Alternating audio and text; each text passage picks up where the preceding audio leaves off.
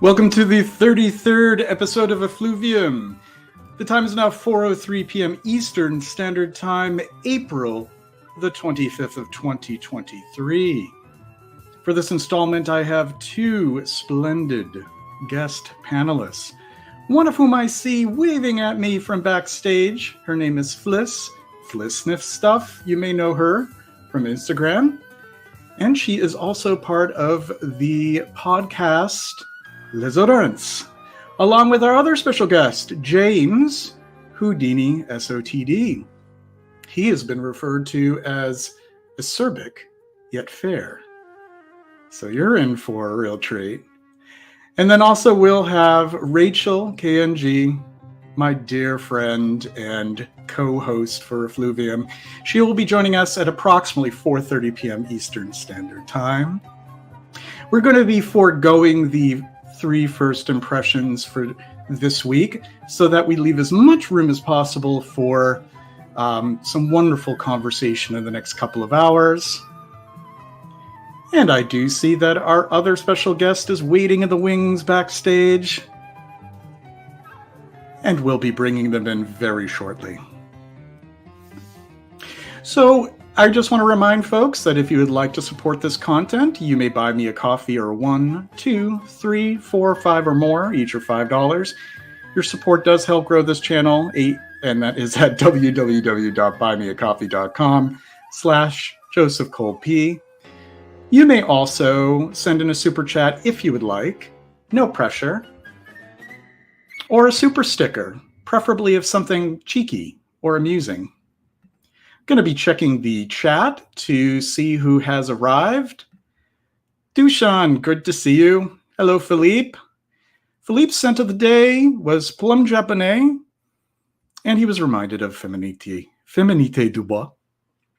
Caboose Juice, hello. And hello, Nikki B. And Heinrich. I'm glad that you enjoy the trippy aesthetic that I deliver through Effluvium. Pat Lester, welcome. And I don't know if this is pronounced Gurozi. Gurozi, hello, with your little bunny ears and your sharp little suit. And we will get things started. Without further ado, I'm not going to do much banter for this episode because I don't want to keep my guests waiting. So if you read the description, we're going to be going over some things with this episode. We're going to be talking about the genders. Uh-oh, it's the woke police. Oh no, they're going to talk about gender in fragrance, but more so, gender in the fragrance community. Where are my ladies? I look at my stats on YouTube. Over 94% as of the most recent update shows that they are of the male gender or identify as such. Where are all the ladies? Some of the people in the fragrance community who have most inspired me are the ladies, and in particular, the ladies who started these wonderful blogs that first got me interested years ago, like Claire Vukcevic of Take One Thing Off, and Barbara Herman of Yesterday's Perfume, Victoria Belim of Bois de Jasmine, Elena Savetkovic of The Plum Girl, and Elena Vasnaski of The Perfume Shrine, Samantha Scriven, I Sent You a Day. Then we think of the ladies who led the way, like Katie Puckrick of Katie Puckrick Smells, which maybe someday you will see her here on Effluvium if I work my connections. She is a real treat. We're friends with each other on Facebook. We've chatted a few times, and she's a real hoot. And then we couldn't forget Donna Sandhu, A Nose Knows, brilliant mind, conviction, authenticity. Women, let's celebrate the women. And of course, Rachel is the first lady, as Dushan reminds us of. And we have Fliss, another wonderful lady who has a lot of insightful things to say. And then we do have the honorary bearded lady as well. We do have James, who will be showing a little bit of his feminine side. He promised this in a chat prior to this evening. So we look forward to that as well. So why don't we bring them both in? I'm gonna try to bring them in as closely to the same time as I can. I'm gonna click on the Add to Stream button for Fliss and for James. Here we go. Hello. Hello. I'm so sorry. I just suddenly realised that I probably need to be wearing some kind of microphone. Otherwise, there's going to be some awful echo, isn't there? Well, you sound fine to me. Do I? And you do. I've just plugged my little things in. I know. I've been criticized for using Apple earbuds and not some fancier headphones, because to be a true YouTuber means I have to spend thousands of dollars on audio technology. James, great to see you. Hi, nice to see you. Great to chat again. Well, we have planned a few different topics for this installment, and I would like to defer to you first, Fliss, because you came up with with the first idea from our pre-stream chat, and I was wondering if you would be willing to kick that off. Tell us. Well, I mean, basically, when I joined Les Oderants, I joined it. I mean, I was a really long time listener for about a year, but there were times, because it was just the guys, it was James, Dan, and Ben. There were a couple of times I was listening, and I would be like, wandering home from the school run or whatever, and I'd just be listening, and I'd be like, oh gosh, they've missed some stuff out on that topic, because it was very femme-leaning, and the things that I felt that they were missing out on were the things that I felt I could offer. And I felt like saying to them, you need a girl, frankly, guys. And so I wrote an email telling them this, and I never sent it. And then about 2 weeks later, even though I hadn't sent it, they asked me to join, which was really delightful. But I feel as if I'm kind of in a really blessed position, because it means that in addition to all of their really intelligent and knowledgeable content, I'm able to offer maybe something else for, the more femme-leaning listener. And James, how did you feel about this addition to Les Oderants? Oh, well, I mean, it's very welcome. She was obviously... I think it was funny because we'd had similar sort of feedback to exactly what Fliss said she'd originally sort of penned in her email that never got sent. She basically, a lot of people had said, it's a bit of a, we like it, but it's a bit of a sausage fest. And, you need to get some of the kind of femme angle going on. And I couldn't agree more. So, really, we invited Fliss on board, and we've never looked back. And frankly, we should have just done it in the first place, because it's so much better with the four of us. It's the dream team now, So, that's how I feel about it. But it's also been quite interesting as well, because I think that there's been a number of times when actually, I think James has a really open mind when it comes to femme-leaning perfumes, and sometimes the others will kind of shout him down about a particular frag, whereas I know that when we're talking about stuff, often James and I will have a really similar style, and so even though we don't always agree, I feel like I've got a buddy in the team anyway, if you know what I mean. Oh, you're my buddy as well. Yeah, you're my favourite. Yeah, this thing about favourites really came about, didn't it? From talking to people, and because there's four of us as well. Like everyone's like, oh, I've been talking to such and such a person, and then we're like, oh yeah, I talk to them as well. But it all gets a little bit Spice Girls, You've all got your own. You've all got your own odorant that you love best. It is true that all of you bring something a little different to the table, and I do love that there are differing opinions, and it isn't an echo chamber, and there are going to be people who are very forthright with what they like and what they dislike. And I think that's important to have those different perspectives.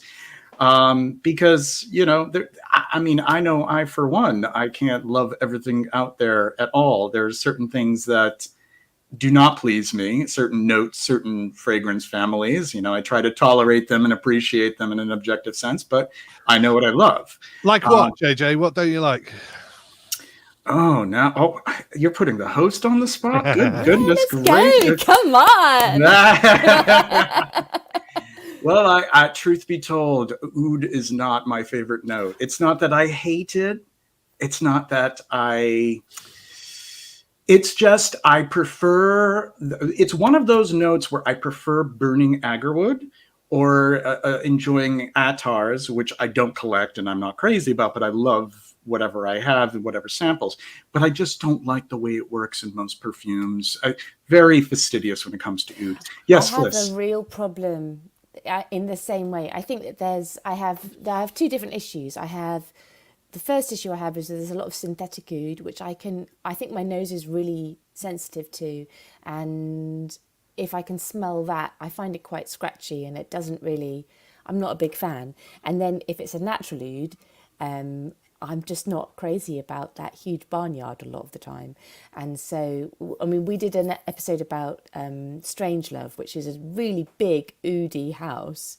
I didn't like any of them. And I felt really awful because I know that it has a huge following. And in terms of Fragcomm, there's a real community that centres around oud, not just as a note, but also as a material. And there's there's people who are very, very clear about where their oud comes from, and they can tell the difference and all of that stuff, which is amazing. I can't tell the difference. But I found that episode quite challenging. It just wasn't for me. Is it to both of you? Is it because you think it's too dominant in a perfume? Because I know obviously JJ's kind of dabbled in perfume making, maybe more than dabbled. I don't know, but I find it's very difficult to use it. In a sense, I mean, some materials are like this anyway, but it's not really you've got to make something that's kind of centered around that, and arguably, are you really embellishing it? Are you really doing anything kind of great to it if it's that dominant, in the perfume in the first place? So is that kind of why, JJ? Because if you like guitars and you like the smell of oud, and oud is such a broad like church, and then you've got obviously synthetic oud or things that I mean, we were smelling materials the other day, and we were smelling those patchouli materials. I mean, like something about this kind of is reminiscent of oud. There's loads of oud is like, really, it's like huge. And I exactly. know when I say I don't like oud, I'm throwing out this massive blanket. I'm not being subtle. I'm not being intelligent about my use of words when I say that. I know that.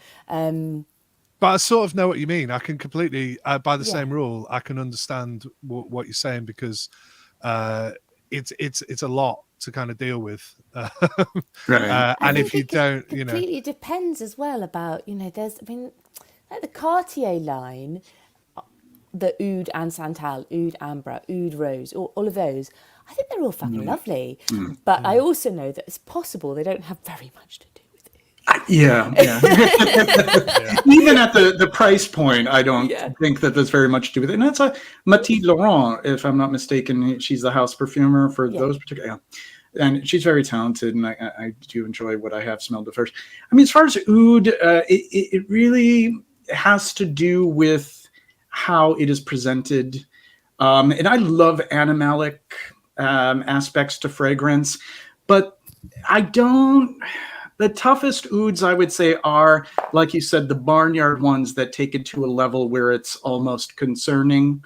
If it would smell concerning if it were to radiate from my skin, like leather oud. You're talking about like my animalics now, and I'm just sniffing the cap of a Marbet, which is so Oh, I love animalic that. from Yeah. Eris, and I love it.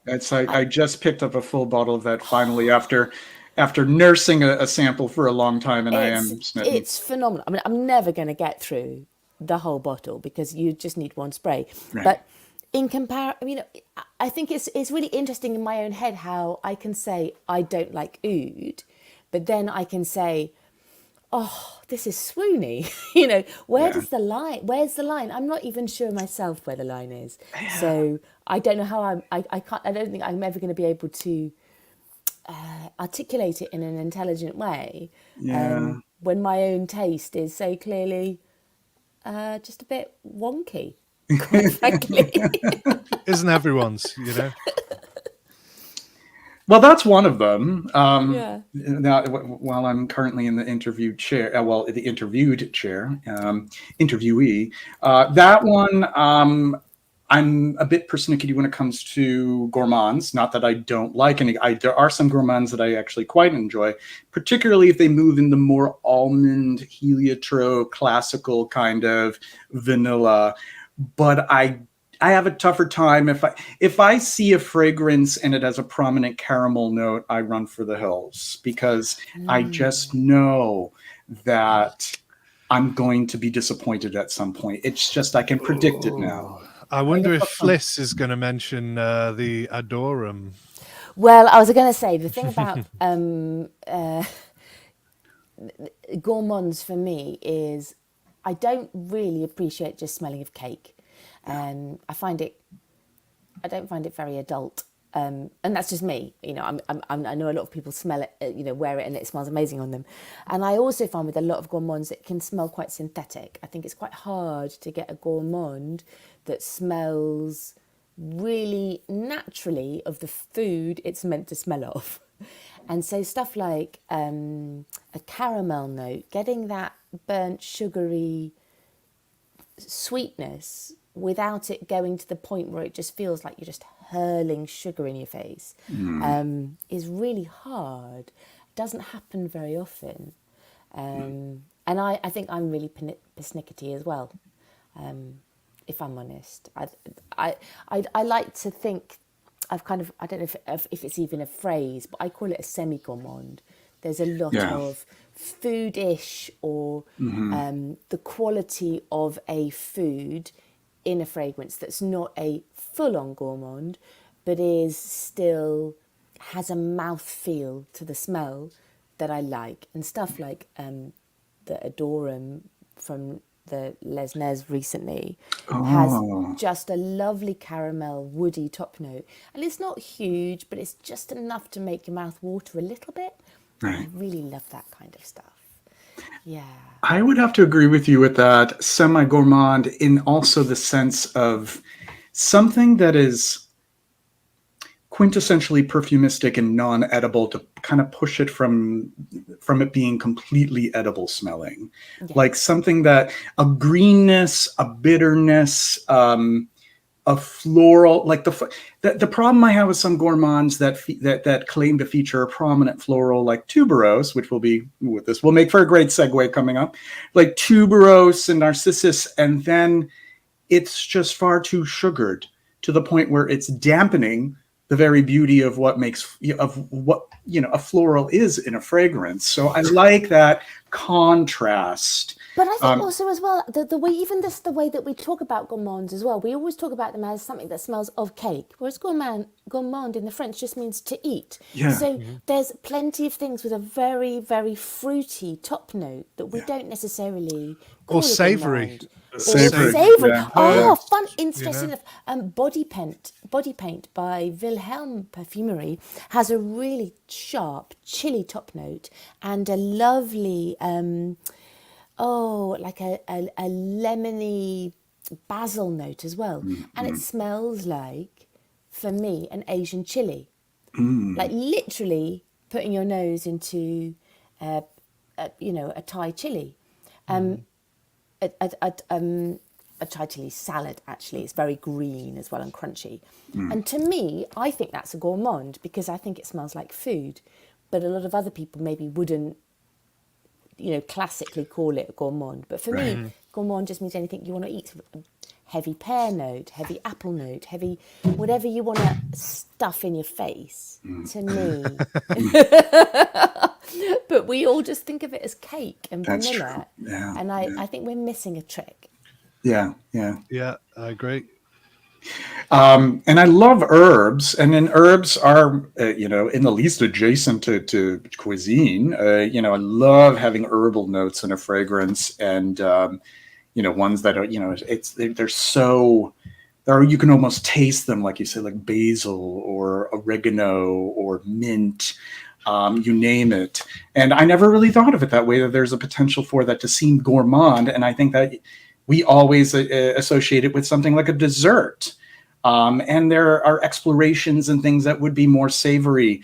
For example, I think of Serge Lutens' Jus de Peau, which I don't really necessarily feel is dessert-like, but it's definitely this savory, buttery. I was going to say it's very buttery, and there is a slight caramel feel to it.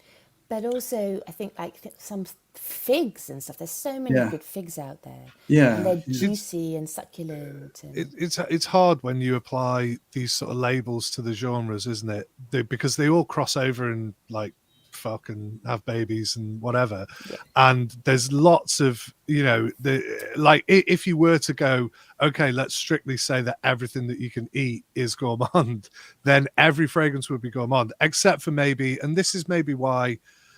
Like JJ talking about contrast, there's got to be certain contrasts in perfumes. That's why I'm kind of bored with like just very woody perfumes that don't have a spice element or a citrus like top or whatever. Often they do, because that is very sort of linear and kind of boring, but some don't.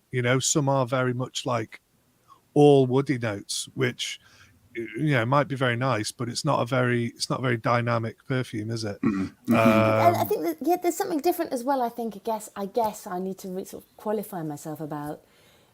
A lot of perfumes have food notes, because our sense of smell and our sense of taste are so interactive, and they're the same thing in many respects. But I think a gourmand perfume, it's something that definitely just smells edible, whereas you can have a perfume that has spices or fruits or herbs but doesn't taste like you want to eat it. yeah Whereas, so it's interesting, these distinctions that we make, isn't it, between what is a thing to us. And that's a lot of what Les Oderants episodes are about, really, isn't it? It's like, what does this mean to you? Just disagreeing about shit, to be honest. Well, yeah, there's that. But there's kind of like, well, it's not even being able to agree over an already kind of fleshed out topic that we've already gone, oh yeah, that's a good idea for. We either end up, because of listening to other people's thoughts on it, you end up sort of rethinking your own ideas and stuff like that, which is what it's all about, really, isn't it? That's the whole point of discussion, around these things, fragrances, whatever. Yeah. We have a question here. What do we think of Like This by État Libre d'Orange? Isn't it like a musky, soft gourmand? What do you folks think of? Oh, is that the one with... What's her face? The Tilda Swinton. Tilda Swinton. The gingery... And pumpkin. I think there's supposed to be a pumpkin. Stay there. I shall tell you. Very well, then. I haven't smelled that for a long time. Well, in the meantime, why don't I surprise Fliss by bringing in Rachel? Hi. Oh, no. Hi. Hi, Rachel. Surprise! We have a fourth. Talk amongst yourselves and I'll answer. I haven't smelt it for such a long time. Here we go. Like This. What do we think of it? I'm going to give you a live smelling. Oh, please do. Yeah. What are we smelling? We're smelling Like This. Tilda like Swinton, this. Okay. This, yeah. Gotcha. Let that just waft. For Line on Beauty says ginger, pumpkin, and immortelle. The core notes. I believe. It's so At the cool to be here moment- with you guys. I'm such big fans. I'm loving the It's so cool. background. Look at you all organised. Yes. Oh, this is my classroom where I teach. I'm It's feeling appropriate. I mean, I think it's going to need 5 minutes before I can say something, anything like sensible, but it does feel ginger cakey to me. I was a bit on the fence about it. I thought it smelled nice. It smelled pleasant, but when it moves in that sort of cakey direction, that's where I start It to. gets a bit much. I start to zone out. I was a bit surprised. I mean, literally, I'm smelling it again now after I haven't smelled it for years. I was always a bit surprised that this was Tilda Swinton's smell, because I was expecting something much more kind of off the wall from her. Yeah, like some bitter green or mysterious chypre or something. Two Yeah. completely opposing notes. Yes. We talk about gender later, but I was expecting, something completely gender bending from her. And this is just so cozy. I mean, maybe this is like the inside of her soul secretly, when she's not being photographed, at Caen or wherever it is she's being photographed in some fantastic outfit. She's just like wandering around in pajamas smelling like this, which all power to her. Yeah, indeed. So, Nick S., I'm into Lily of the Valley lately, prefer florals. I think he's dropping a little hint that he wants us to maybe move in the direction of discussing florals. I'm actually doing a Lily of the Valley week. I shared my review of Muguet Porcelain yesterday, Hermeson's, and today I shared my little itty-bitty atomizer mini of Deorescence, the 90s version. And Lily of the Valley. How do you feel about Lily of the Valley as a note? I know, Fliss, that you were watching a vintage of Dearissimo. Oh, I was watching several vintage Dearissimos, and I got pipped at the post, just because I don't have enough money at the moment. And I particularly want the Dearissimo because I think Rudinska is amazing, and I collect a lot of his perfumes anyway. But also Liliola's, I know James is probably going to look up from his mic in a minute when I say this, but Liliola's been pretty much banned by IFRA recently as well. So, going down that route of finding those things that contain that, just to have, even if it's just a small dram, is something that I'm really interested in at the moment. Right. Yeah. I like that Deorescence has got a mention, because often it's kind of eclipsed by the earlier Diors that everyone loves, the Miss Dior and Diorissimo and all those kind of ones. Whereas, I love Deorescence. I think it's superb. And that was a later one, wasn't it? Did that come out in the 70s or something? Dearissimo came out in 1956. It followed, I think it followed Diorling by a few years, if I'm not mistaken. So Deorescence. Are you confusing Deorescence with Dearissimo? Deorescence came out, I believe, in 1969, and then there was sort of a relaunch of it in 1979. Oh, okay. Yeah. So the Dearissimo. Well, I'll put everybody on here. Hey, everyone. Dearissimo was the late 50s release Rudnitska composed. And he was heavily inspired by actually another fragrance that was on the market, Coty Muguet de Bois, which I'm actually going to be doing a review of tomorrow. And he thought that was the finest, the epitome of Muguet, and he wanted to see if he could at least match it or surpass it with his Dearissimo. Now you have me confused with the names. Yeah, so they were all a bit. Yeah, I've got a little mini of it here. That hang on.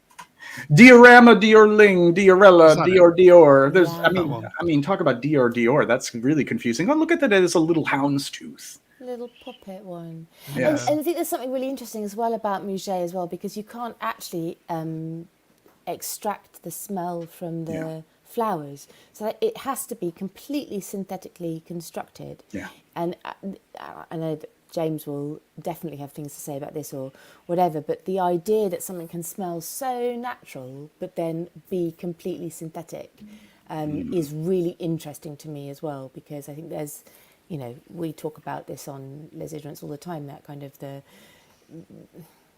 difference between something smelling synthetic and being synthetic are very different things. Yeah, And there are some beautiful natural smelling florals, but actually, of course, you know, I think the first synthetic fragrance started in like 1901 or something ridiculous. You know, it was really early, those early ionones and stuff. Yeah. I We think it was don't really that. have a clue what we're They, talking about when we. I think they say that one of the first would have been Fougere Royale, Obigon Fougere Royale, because of the usage of synthetic coumarin. But as far as the extent of synthetics beyond that, I think it was very minimal until the early 20th century. And then you had these things like lilial and hydroxycitronal that came into the scene shortly thereafter, but they were brought to perfection, I think, when there was this trend of lily of the valley fragrances, talking at 20. I think we're starting to see that in the 30s, 20s and 30s, and then it really reached an apex. All about just soliflors at that time. Soliflors, exactly. Yeah. Totally, and it was very. It was about the purity of that soliflor as well. So it was all about soliflor roses, violets, Muget, which was also at that kind of Victorian Edwardian time, was all about the purity of the, you know, the unsullied bride. You look at, you know, like a literature and things like Age of Innocence. The girl that he's in love with is always holding Lily of the Valley, or has a Lily of the Valley, and he gives her Lily of the Valley regularly, because it's sort of there's all this symbolism about the soliflor perfumes. And women at that time would never have worn anything other than a soliflor, and musks, and we talked about patchoulis recently as well. All of that then very quickly became synonymous with ladies of the night, courtesans, and things. Yes, anything a little too complex and sultry were left for the for the streetwalkers. Well, it was to cover up a certain smell, you know. It was, I think where the like soliflors and the lily of the valley thing is concerned, I think it's like a challenge. It's like a staple for perfumers that they probably learn, you know, as a big thing that they do. They have, you know, you have to have a lily of the valley, or, you know, they all kind of play around with this thing, and it's been you know, this sort of lasting thing that still comes through today. I mean, Guerlain still make those Muget things every year, don't they, with the outrageous price on it. This year's one, I saw it was like 600 quid or something. But anyway, no, just to touch on the Lilial and the Liral band thing. I won't go too much on about that, because it's quite, it's even fucking boring for me. Do you know what I mean? Like, I'm like, I you know, people think, oh yeah, you love all that stuff, and I'm like, yeah, I kind of do, but you know, it's like, oh, you go on about Ifra all the time. Not really. No, like, do you know what I mean? Carve out some time for oak moss too. Let's not forget to talk about that too. Well, yeah, but just specifically those two, because obviously they're you know, for white floral and generally floralizing sort of things or accords or whatever, and the lily of the valley, obviously. It's not the end of the world, because, just to touch on some Ifra stuff, I believe that hydroxycitronella has actually been upped. So, and some other materials that we may actually see some really nice, amazing, like a renaissance of white floral things. So, hey, you know, that's great news. So it's not the end of the world. And this is the thing that I always hear, these materials are, they are really useful and whatever, but you've got to look towards the future. You've got to not live in the past. It's the same with your collection. It's the same with worrying about things being discontinued. Don't worry about it, right? A new material, a new chemical will come along, and it will, you know, change things in perfumery. So that's my kind of glass half full look at it. Let's not all worry about things being banned. They're banned for a good reason, by the way. They're carcinogenic, right? And you don't want to put that on your skin over time, right? Yes, I don't care. People go, oh, you might get a bit of a rash. It's not about a bit of a rash. It's about you're getting fucking cancer, right? So let's not belittle this kind of thing. And I think it's a serious point, really. And I'm not saying don't wear your old perfumes that have got that in, because you can enjoy them or whatever. But this is the whole thing. The more we research and things, the more we learn, and we know that we know more. The more data we have, the more informed decisions we can make. End of story. In just a second, we're going to go to Rachel in just a second. But with Lilio, the main concern was that it could potentially cause sterility and infertility in women. That's actually one of the main concerns about that particular one. And I just wanted to say, I mean, there are dozens of different materials designed to build not only a lily of the valley accord, but also just as a general floral bit blender, like mugetinol, mayol, magif. There's dozens of different ones that do the job very well and are not under the strain of restrictions. And there's actually one fragrance that I'm going to be reviewing this week, Cavatina from what's the name? What's the name of the brand? Cavatina from Isara, which I'll be reviewing on Thursday, which I think does a wonderful job in the light of these restrictions. On to you, Rachel. Oh yeah, I love that fragrance. It's wonderful. But I was just talking about what Fliss and James were saying. I listened to very recently an interview with Honorine Blanc by Ney, and she was saying how important it is in the development of a perfumer and a perfumer's training, that really basically your worth as a perfumer in school, it really is measured by how well you can reconstruct florals using molecules, and that really you can make any flower from three basic flowers, which are kind of jasmine, orange blossom, and rose. And if you can do jasmine, orange blossom, and rose, you can make any other flower under the sun. And then also as part of her training, she was explaining, well, you don't just learn how to make the tuberose and fracas. You're actually, that's my school bell. When you're working with your mentors, they say, no, go and find your tuberose, go and find your jasmine, go and find what is Honorine Blanc's rose, right? And so you're always encouraged to go out and find your own signature floral when you're a perfumer and when you're creating. So just like you were saying, James, just like you were saying, Fliss, there's always going to be something new. That's what you want. That's what you want from your artists. And so my kind of follow-up question to this is, when we're talking about florals, like when we say white florals, how do we even define that? Do you mean night blooming florals? Do you mean gardenia, tuberose, and jasmine? Do you mean how do you even categorize? Like, I know, Fliss, you had your white floral post, and I was like, oh, that's awesome. White but floral flan. what do you throw in that category? Just mean flowers that are white. So jasmine, gardenia, tuberose, and potentially some whiter roses. A lot of the tea roses are very pink, so I call them pink flowers. But yeah, when I say a white flower, I usually mean those anything that literally has white petals. They are a family, and they are fleshy, and they're often indolic. There's a different smell to them to then what I call like a yellow flower, which would be like a narcissus or a daffodil. I class liang as a yellow flower. I don't know why. Oh, interesting. I do that too. Yeah. It's just my own head. To me, it smells yellow. Yeah. And mimosa too, because it's yellow. Yeah. What about honeysuckle? Totally. Oh, honeysuckle. That's a good question. I feel like there's some that are kind of like honeysuckle maybe, or like frangipani. I'm not sure where. I think is white, and honeysuckle I would say is yellow. But that's just me. I've got no idea what I'm talking about. I'm just saying. I think in terms of just in nature, I think honeysuckle is my favorite floral smell. It's gorgeous. Again, I'm not sure. I think there are materials. I think it's very difficult to get a decent yield because I don't think it's like commercially grown. I have no idea. To be Someone's honest. just said honeysuckle is white. It can be. It can also be yellow. It can also be pink.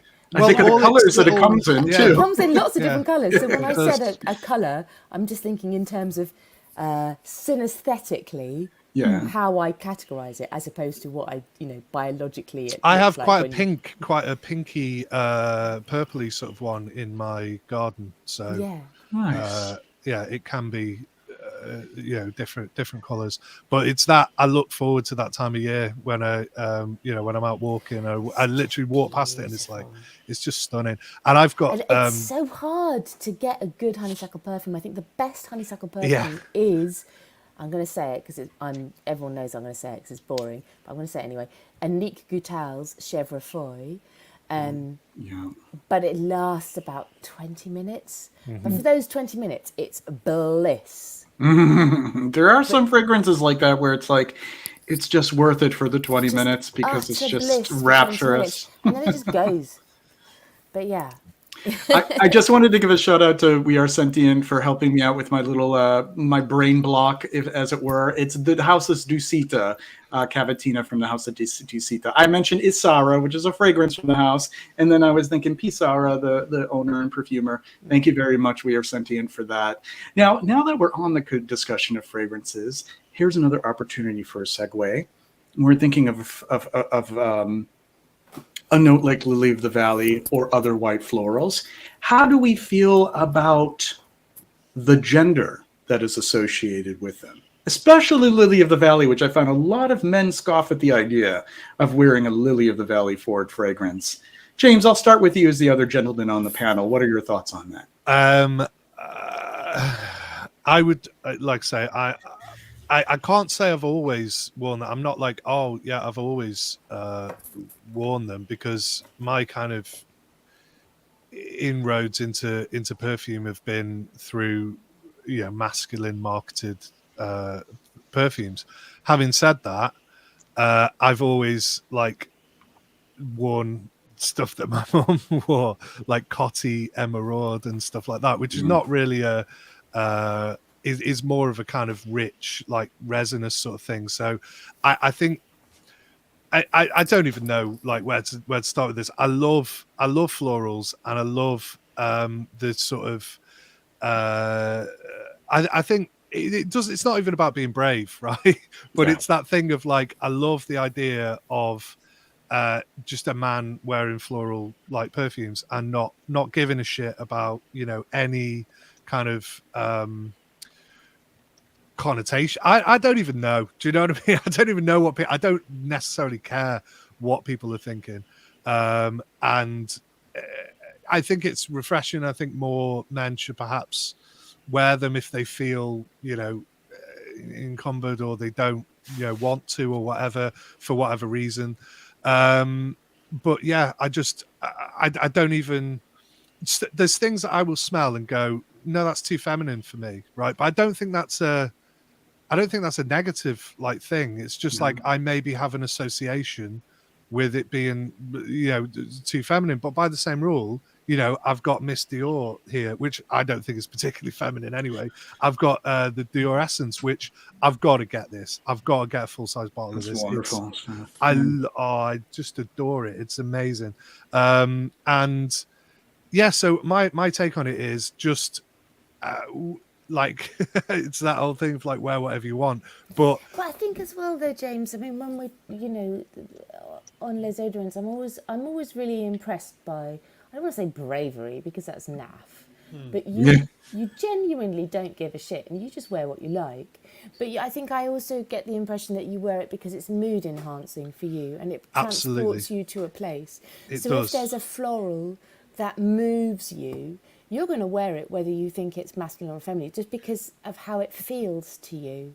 Correct. And that's what I love. And I think if you're rocking that, it doesn't really matter what you identify as gender-wise, because you're being transported. You're off somewhere else. Whatever other people are chatting about on your shoulder, you've transcended gender. Because I'm transported exactly over here. I'm over here in heaven. You can shut up. Yeah. No, I agree with that. It's also a matter of what is the intention behind your wearing and enjoying the fragrance. I think if we were in a headspace of what is the kind of attention that we're seeking, or what are the types of expectations that we think others have of us, we may be locked into that and think, societally, somebody is going to think that I'm wearing a woman's fragrance, even when in reality, I've worn a lot of women's fragrances that some people think might be feminine. And I've gotten compliments and nary, even a suggestion that, oh, isn't that a woman's fragrance? Never have gotten it. But I think it's a matter of, how are you wholeheartedly enjoying fragrance? Because I think, folks like us, we just as well will wear a fragrance at home without anybody ever having noticed that we've worn anything. So it doesn't necessarily matter, but I think it's just, the social context is where people. I've just remembered an interesting, I think it's interesting anecdote, which I will share. So once, I can't even remember what this guy came to. I had a meeting at work, right? And he came and he sat in my office, and I can't remember what it was about, something. And he smelled really strongly of a huge floral perfume, like jasmine, and just really fresh. And it was a summer's day, and it was brutal, this thing, right? It was so loud and just it was lovely though. And I was sat there and we had a meeting for, it was 2 hours or something. We were sitting there talking, and he was very well presented and stuff. And I just kept thinking, God, he's really lathered himself in this jasmine perfume. What, forget the bravery, but I was just what an incredible statement to make. You know what I mean? You're coming into my office. Some people might find it too much. I loved it, right? And I was sat there and I thought, oh wow, it made me kind of less bored in the meeting. It made me kind of think, why is he's put a lot of this perfume on? And then he left, and it still stank in my office. And I realized that I had a sample in my pocket that had just leaked, right? And it was my own perfume, which I wasn't wearing. It was from a while ago that I think I just stuck in my pocket. And I was like, oh, it wasn't him after all. So he was probably wearing something really boring, he was probably thinking the same of you. Exactly. And he was tthinking exactly the same of me. I've got a really terrible anecdote about something very similar, but I'll save that for Les Oderants, I think. Yeah. Because it's pretty disgusting. I don't want to, freak out. It's a different audience. We're keeping it civil. And stiff upper lip and all that. So, but also I think there's something worth saying about the historical context of men and florals, and also a cultural context as well, because when the perfumers were starting in the 17th and 18th century, there was almost everything was for everyone. There wasn't a distinction, and even those very early guerlains like Jiki or whatever, there was no kind of this is for men, this is for women. It was just a fragrance that was to be worn. And I think that this idea of male, female it's quite Western, and it's quite recent in many respects as well. Because if you go to the United Arab Emirates, or if you go to India, I've been in a very lucky position where I've been to both of those places, and men will happily just stink of roses and jasmine in a really just chilled out way. And the idea that these men that were wandering around smelling phenomenal smell feminine it doesn't make sense in those cultures. They just smell brilliant. And I think the very first time I went to India, there was a man who was just reeking of jasmine oil, and he just rocking it. It was not even considered to be a question in some cultures, and I think it's really interesting that it's a question in ours. Absolutely, Fliss. And it's interesting if you study, because I studied literature for my job, right? And in the Renaissance and in the Middle Ages, rose and rose scents were exclusively reserved for men. Women would never wear rose back then for a very long time, a very, very long time in the West. And it was considered masculine in the way that almost like carnation is, right? Yeah. For men's fragrances now. And it's just very recently that rose has become a feminine fragrance in Western culture. It's the same with colour as well. We have this idea about blue and pink being for men and women, but actually in Roman times, pink was a boy's colour because the centurions, their old cloaks, which were dyed with carnelian, would fade in the sunshine and they would become a light pink. And when their cloaks became too old, they'd be made into clothes for their sons. And then the husband would get a new cloak, and the cloak would be this faded pink would be turned into clothes for the boys. So pink was a boy's colour. You see, the socioeconomic cultural stuff is something. It's really interesting once you start digging into it to start opening your mind in terms of what we believe to be true. So I mean, it's not. Well, it's purely a marketing thing. I mean, it's about money, isn't it? That's kind of why it sort of evolved the way it has. And I also kind of think there's nothing wrong with it either, really. If you choose to be the more sort of really into perfume and a sort of in a deeper kind of way, you can kind of dismiss all that high street stuff, if you like, because largely it is in niche perfumes anyway, because they know that ultimately it doesn't matter. But I kind of do still like the aspect of the sort of binary kind of thing, and it's also kind of, it might be interesting for men to explore and kind of stray into the women's section, to sort of, but my whole thing is that I tend to try a lot of men's new stuff, and I don't try a lot of new women's stuff, just because that has been kind of enforced on me, kind of thing, because I don't have enough hours in the day, you know what I mean? So there tends to be more of a focus for me on the men's stuff. I like I say, I don't really know why. I mean in the mainstream, in the kind of, when you go into Boots or whatever, it doesn't mean. I'm with you though, as well, James. I mean, if I get sent a sample set, I will try all the florals first, for sure, and then the incense. And then if there's something that's definitely that they've labelled for men, I will try it and then go, that I will rock that. But I would, it's interesting how even having had that conversation about open your mind, everybody, I'm still personally prejudiced. And, I wouldn't go into Boots and be like spaffing on a new Sauvage elixir. But it's good. Yes. It's good sometimes to refine your aim or to close off your palette, because when you have too much choice, you are literally spoiled for choice, and you can't refine down the things. So it's good to have that, I prefer this, and I gravitate towards that first of all. So that, like I say, there's nothing wrong with it. I kind of get there was a time when there was this kind of thing of, I don't see gender in fragrance, like it was some kind of statement about identity or whatever, and it's if you never did, you don't even need to say that, right? It's I saw this video the other day, right, and I saw a comment on it. It was really funny. It was this really hard thing that you're supposed to do if you've got a bad back, right? It's like a yoga move, and this guy basically twisted his legs around like a pretzel, and then pushed his knee down to the side, and was there you go, boom, if you've got a bad back. And someone put in the comments, if I could do that, I wouldn't need to. And I thought, brilliant.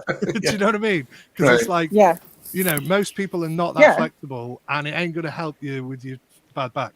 Anyway. Following that, James, I actually think most people don't even have friends of us wearing perfume, walking around in an environment with lots of smells going on. I don't think most people are perceptive enough to even categorize your smell. For example, I love green fragrances. I'll put on a crap ton of Corum and I'll go to work. Yes. And I've never, ever had anyone say, are you wearing a men's fragrance? You smell like a man. Or I've never had a comment. I've had it I like what you're wearing. It smells good. I've had that. I've had compliments. I've never had anyone make a comment that has anything to do with gender. They either like it or they don't. But I'm not sure that people are even that concerned with trying to categorize it, right? Like you're saying, I think it has much more to do with marketing. Right. So this makes for a great introduction to the next topic. As far as the fragrance community and their discussion on gender and how they impart gender on these fragrances that don't necessarily have an inherent gender of their own. Before I do, I just wanted to give a shout out to Bren. Great to see you here. We haven't seen you in a while. I'm glad that you could join the live stream and tune in. And Fernando, great to see you as well. And Align on Beauty mentions greens are my favorite scents. And Manly Scents, among my favorite rose fragrances, Iquitos, Maxims pour Homme and Théus Van Cleef pour Homme, Joint pour Homme, Arrogance pour Homme. I would also add this lesser known fragrance from the late 80s, 1989, that was released by Laura Cesaro, actor, which was never terribly commercially successful and was a very ambitious rose fragrance at a time where men were really trying to avoid any. I mean, that was the time of machismo, late 80s, cool water was coming into the fore. That's another great suggestion. So at this time, I wanted to, I did a little bit of these are anonymous. I will not share who wrote some of these articles, but I was doing a little bit of reading on Base Notes and Fragrantica using some keywords, because I'm good at that. I'm good at doing word search and figuring out when people are saying certain things. And one of the phrases that I thought of was "when men were men," and another phrase "when women were women." And it was spectacular how many reviews focus on this. And I'm going to read some of them, and then we're going to move into that part of the discussion. Let me bring these up here. So the first one, Bogart pour Homme, Jacques Bogart. One of the most masculine scents of all time, cheapy but goody. Don't let the unisex nonsense fool you. Real women love this fragrance on a man. Simps love it on a woman. Le Troisième Homme de Caron, great scent for a man or woman that loves to smell manly. Just not my woman. Caron's Yatagan, perfect cologne for masculine ladies and their beta hubby. Un Jardin Cernil, Hermes, not really for guys unless you love unisex scents. This is very feminine, not a real green scent, more of a fresh cut cucumber dipped in water, but would not wear this girly scent at any price. And here's Quorum. Rachel and I, we love our Quorum. And this individual says, the reviews are proof. Testosterone is in low supply. The guys calling this old man outdated grandpa cheap. They need to grow a pair. It's probably the same dudes running around smelling sweet and pretty, wearing unisex woman perfume, so on and so forth. Caitlyn Jenner types, really classy. And Boss, Sport Hugo, Boss, very green fougere, flowery and masculine in an 80s way. It's a deep scent for a man that wants to smell like a man of the last great decade. And the last line is, if Boss Sport was introduced today, it would probably be banned by Twitter and YouTube for invading the safe space of snowflakes, no pun intended. And I will tell you, this is just a very small sampling. There are hundreds and hundreds of reviews that read like this. Well, there's nutcases everywhere, isn't there? Do you know what I mean? Like, I go on any website, and you'll get that kind of thing. But yeah, I don't. I mean, I don't notice that kind of stuff. It's probably because I don't really read reviews. No, I do read reviews, but I don't just kind of. Yeah, maybe not on Fragrantica. Or Base Notes, because they were on Base Notes. Oh, were they? Or Profumo. They're everywhere. Well, they tend to usually be the more sort of informed kind of things, even though I primarily write mine on Fragrantica. I think Base Notes is just better, isn't it? Like, let's face it. Anyway, yeah. Sorry, go on. I think I don't really know what to say. I'm currently, I've just put on a little splash of Invasion Barbar on this wrist, and I'm sniffing the cap of my Chypre Palatin, both of which are delicious, supposedly for men fragrances from MDCI, which are both in my ride or die top 10. Is sheep Propalaton supposed to be for a man? Really? Yeah. Wow. If you buy it without, Fascinating. it's in the for men list, and if you buy it with a bust, it comes with a male bust. Oh, You of can course. ask for the Interesting. female bust, Yeah. but I mean, I wear it. As you All the should. time. Sheepers traditionally were originally for women, right? But Yeah. I feel like that perception has changed, right, over time. It's so interesting. But I'm wearing these scents. I would hesitate. I love it. I hesitate to ask any man to call my husband a simp. I mean, you could try. 6'4", covered in tattoos, very hairy biker. Give it a go, babes. Not going to happen. So you were saying about Invasion Barbar, which we were talking about gourmands earlier. That is probably one of the most like pungent sort of herbal notes that I've probably ever smelled in any perfume. I don't even know what herbs it is, but it's just herbs. I don't know, like what is in it? I don't know. Lavender and It's got a kind of top of I don't know what it reminds me of, like but I mean, it is definitely what they would call a cardamom, coriander, masculine scent. But I mean, herby I love stuff, it. I bay find, leaf. I don't know. I think maybe those comments about stuff like that, it's more about the emotional place of the person that's writing it than really about the person who's wearing it. Yeah. Because if I genuinely believe anybody can wear anything, and if you feel so angry about somebody wearing a smell who doesn't conform to the gender assignment that you believe that smell should have, then oh my goodness, if you've got nothing better in your life to do, really, basically, I mean, babe, go read a book. I can't help it when I read it. It's more like a projection of one's own discomfort at things, and it leads us to the topic that we were planning on discussing of men in the community who may perhaps overcompensate and want to reassure or assert their manhood and masculinity in spite of this being maybe a hobby that is considered more traditionally feminine. And I just wanted to get your take, everyone, on that. We'll start with you, Rachel. What do you think of that? Well, I just think the fragrance influencer world is so interesting, right? Because I mean, I'm a part of it. All of us here, and everyone in the comments, we're all a part of this world where people who love fragrances, who get together online to talk about it. And there's this whole spectrum of people who do the same thing. And some of them make money doing it, and some of them don't, right? But I feel like there's kind of within that kind of groups that present themselves.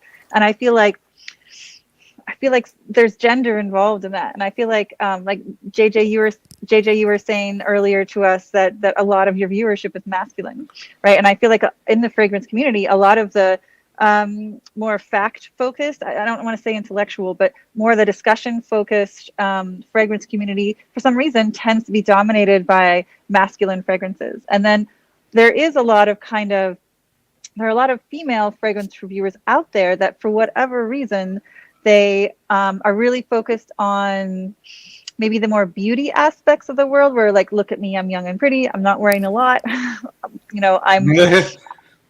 want a lot of male fans to give me tips. And there's that kind of aspect of it, which is really unusual. Whereas, you don't see a lot of like young half naked men doing the same thing with fragrances. And I wonder why, right? Because there's plenty of female intellect, great female intellectual voice in fragrance. And there's tons of brilliant female intellectual voices in fragrance and Fragcomm. And so it's just interesting the way some of these gender roles and gender groups in our community play out. And I just wonder what y'all see and think. And I wonder if the UK is different. I really do not understand it. I don't see that there's any reason for there to be more men in the fragrance community. It doesn't make sense. You would think, maybe perhaps there'd be more women, perfume being a traditionally sort of women's thing, which it isn't, but let's go with that. But I don't even think that. I just think, why wouldn't it be like roughly 50-50, or do you know what I mean? Now, I've had this kind of discussion before, or I've like read threads about it or whatever, and someone said that, oh, men have more of an inclination to collect things and, you know, flex about their collection, which kind of does ring true. But also, by the same rule, that's not true, is it? Let's face it. I mean, women like to collect things, surely, or do men like to hoard things more, or like to show off about things more? Men have more disposable income because men get paid more. Well, I got thrown out of I literally got thrown out of a Facebook group recently for having an argument about exactly that thing, where basically the person that was running the group said, I want this group to now be just women. And she basically just began to throw out all the men. And I said, I think you're really missing a trick, because there's a lot of really interesting people that you're throwing out of because of their gender.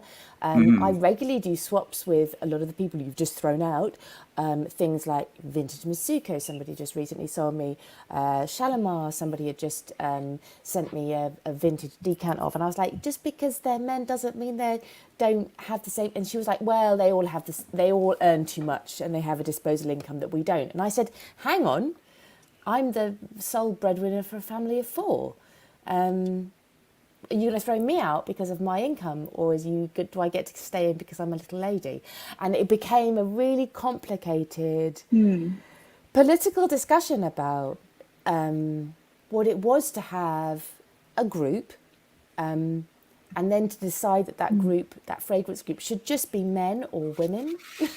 And I found it really icky. I found it really, in this modern day, you know, now with everything, you know, that we've kind of come through over the last 150, 200, 300 million years, however, that genuinely there was still a group, there was still an administrator for a Facebook group out there that was willing to chuck out half of the group because That's of crazy. Because of their gender. It was horrific. It was this year, so I'm not What I'm not making it up. But it was incredibly curious to me that all of the arguments didn't really hold up when you held them, you know, into any level of scrutiny.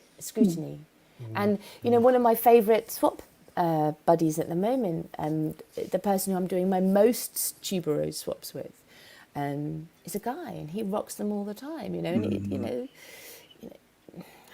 I genuinely find it baffling. I just because a comment like flashed up on the screen. I can share it again. I think it was Callum Jura Rose. He there you go. So he's sort of refined kind of what I was saying, which is like the men tend to conceptualize and study everything, which I suppose is kind of true. Or maybe they just like to review things more, or just like to, you know, mansplain more. I don't know. I call it the spin-off fume-splain. You know, it's the spin-off of mansplaining. Yeah. But I think I even find hi Jura, I even find that that sentence complicated as well, because for me, a lot of my favourite reviewers, or the reviewers that I most gravitate towards, are very eloquent women. And so maybe it then becomes about your own echo chamber. So if your echo chamber, you know, if you've gravitated to a particular load of people, or your particular tribe, that's your echo chamber. So then you're only viewing the community from that particular place. And there's a lot of excellent male reviewers, there's a lot of excellent female reviewers, but it just tends to be where you find you sit. And it might just be you sit somewhere that around intellectually the way people write, or it might be that you sit around, you know, a particular house because you love Galan, you know, all of that kind of stuff. There's a lot of different ways of finding your tribe. Right.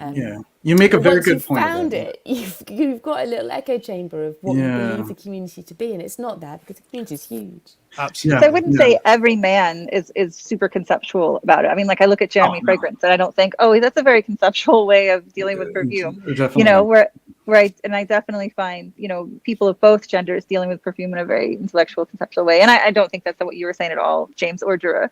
But I feel like for some reason, men's voices who want to be intellectual and conceptual, for some reason, get amplified in the community. And I don't know why. Yeah, it might just be down to not necessarily that they get amplified, but they're I maybe that like I don't know, perhaps the I don't even know how to sort of word this, but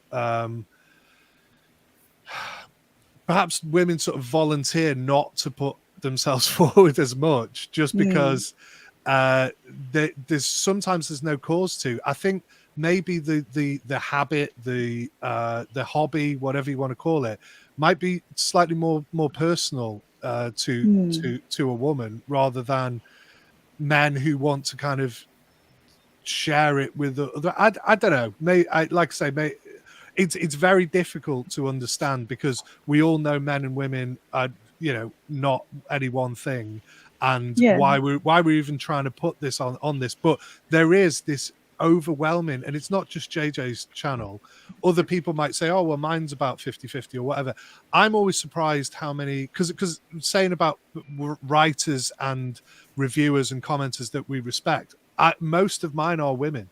To be honest, when I look back at it, like you think about like most of the blogs that I read originally, like going back like years ago and talking about Claire, Take One Thing Off. I mean, her and I are like weird sort of like kindred spirits, right? Because we have a similar sort of sense of humor, and I wouldn't have ever thought that she would love my reviews and like laugh and stuff, and like people kind of because I think they're quite male centric, most of like what I say, and I'm always surprised when sort of like women like connect with it. I don't know, like, because I often think this is just coming from like a blokey perspective, I think, but perhaps it isn't. I don't know, but anyway, so it's interesting that, and again, like Fliss was saying, that's the kind of world that I've sort of created and listened to for myself. And don't tend to kind of go outside. So why would I want to watch some guy doing a top 10, video of whatever? So I don't know. It doesn't really affect. Like you said, there's different people make their own like community, and there's different. Whatever you put out there is sort of reflected back at you. I don't know. I'm trying to say something profound. The comments just come up about. Ego and status. I think that's really interesting to me, because I think that there's, well, I say that perfume, I don't gender perfume. I do believe that men and women gender their ego and status in a different way. So for men, it's very much about showing off resources, and so you get that. I'm wearing this incredibly expensive, Spirit of Dubai. Here's my Patek Philippe, and oh, look at the BMW or the Maserati behind me, kind of steering wheel. There's always a steering wheel with that the kind of thing. And I'm trying to work out that there isn't really an equivalent meme of a woman holding a perfume against a Hermes bag. There isn't the equivalent. There are those, status YouTube, but I don't see that in the fragrance community in the same way. I see that in maybe some of the fashion blogs, but I don't see that, and it could just be that I've just not aware of it. But that particular status meme is very male, and I can't think of an equivalent female one. However, I think what you were saying as well about that, the female status meme is, oh, I'm young and I've only got a bikini on, but I'm going to just review this frag. Isn't it nice? Oh. And they're going to be reviews. Like, what are you doing? And they're reviews of men's fragrances a lot of the time. Because this is so sexy. Their target audience is the men for obvious reasons. Yeah. I wonder how much of this is actually coming from the fragrance industry. Because I wonder, historically, most perfumers were men, right? Historically, the ad campaigns were decided by men. So if you look at the ad campaigns of the 50s, 40s, 60s, 70s, it's a lot of naked women running around in bikinis, like spraying perfume all over themselves, right? So I wonder if some of this stuff is kind of historical remnants right? Of us as a frag community taking cues from the actual industry.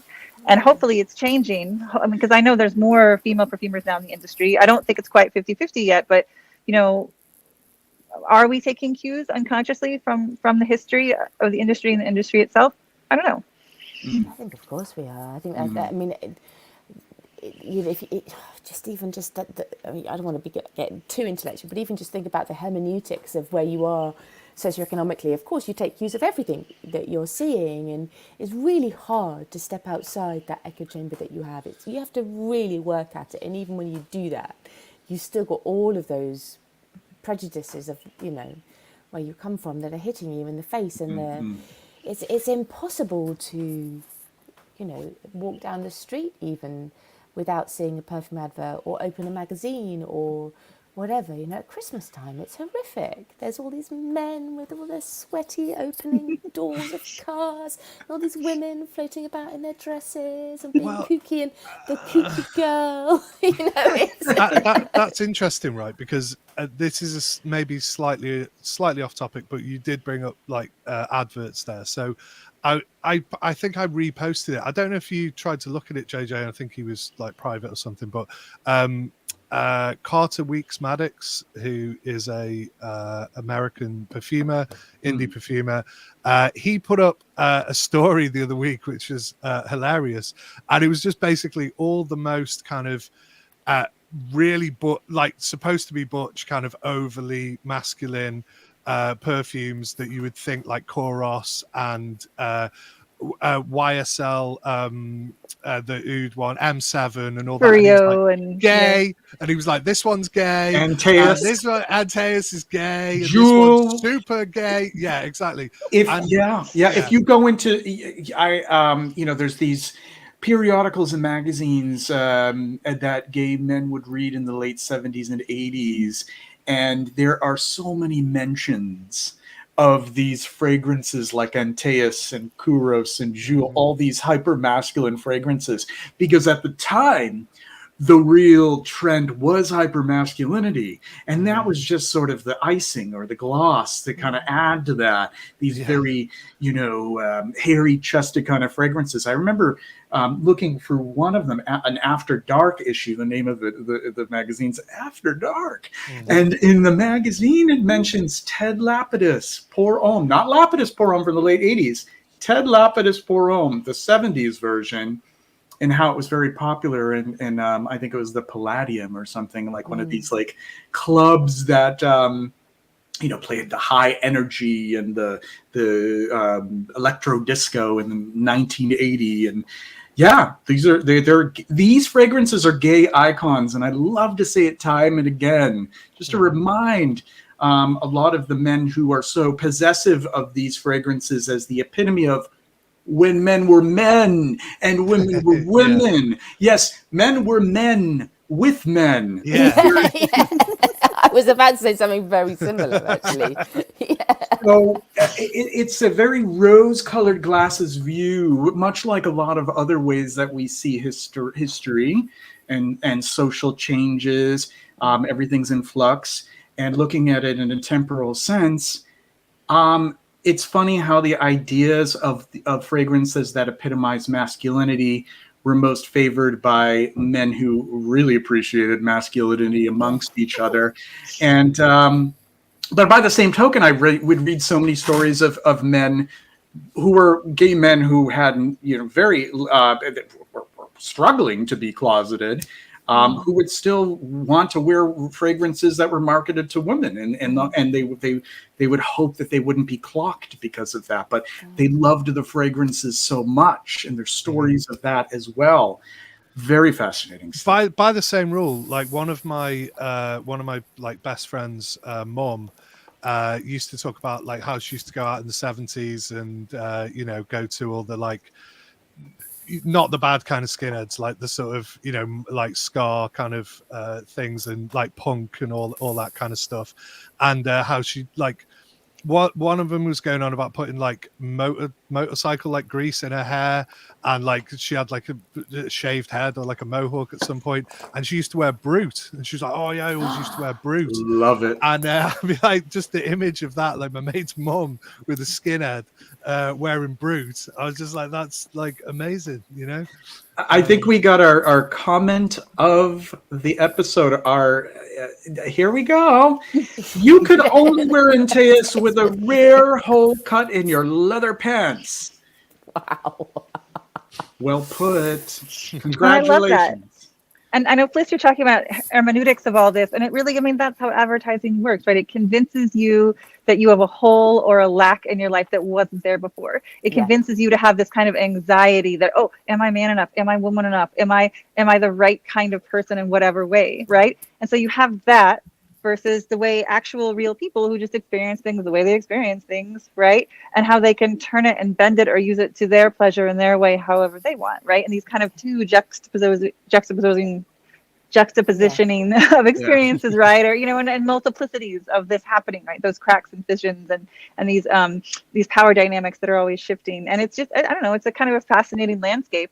And then you have, this is new, like social media, it's kind of, for me, I think it's as disruptive as the printing press. Like social media is now kind of in the middle of all this, and we're seeing how all of those dynamics are playing out right now, and we're a part of it. And it's really interesting, and I'm glad we're taking a minute to reflect, right? I think totally. I think there's a real difference, I think, between the kind of the community that I see on something like YouTube or Instagram in terms of who's gravitating to each other, and then belong to a particular Facebook book group that is a buying and sell it group, but it's so wide-ranging culturally as well. And so that when I was talking about, you know, Middle Eastern men or men from different cultures being completely capable of, and not even blinking an eye about wearing roses and jasmines, I would say that the group is about 50-50 in that respect. And so the idea that the fragrance is agendered in that particular echo chamber of that group just doesn't exist. It's really interesting to see where I think it very much is about where you choose to position yourself and who you choose to run with, you know, in terms of.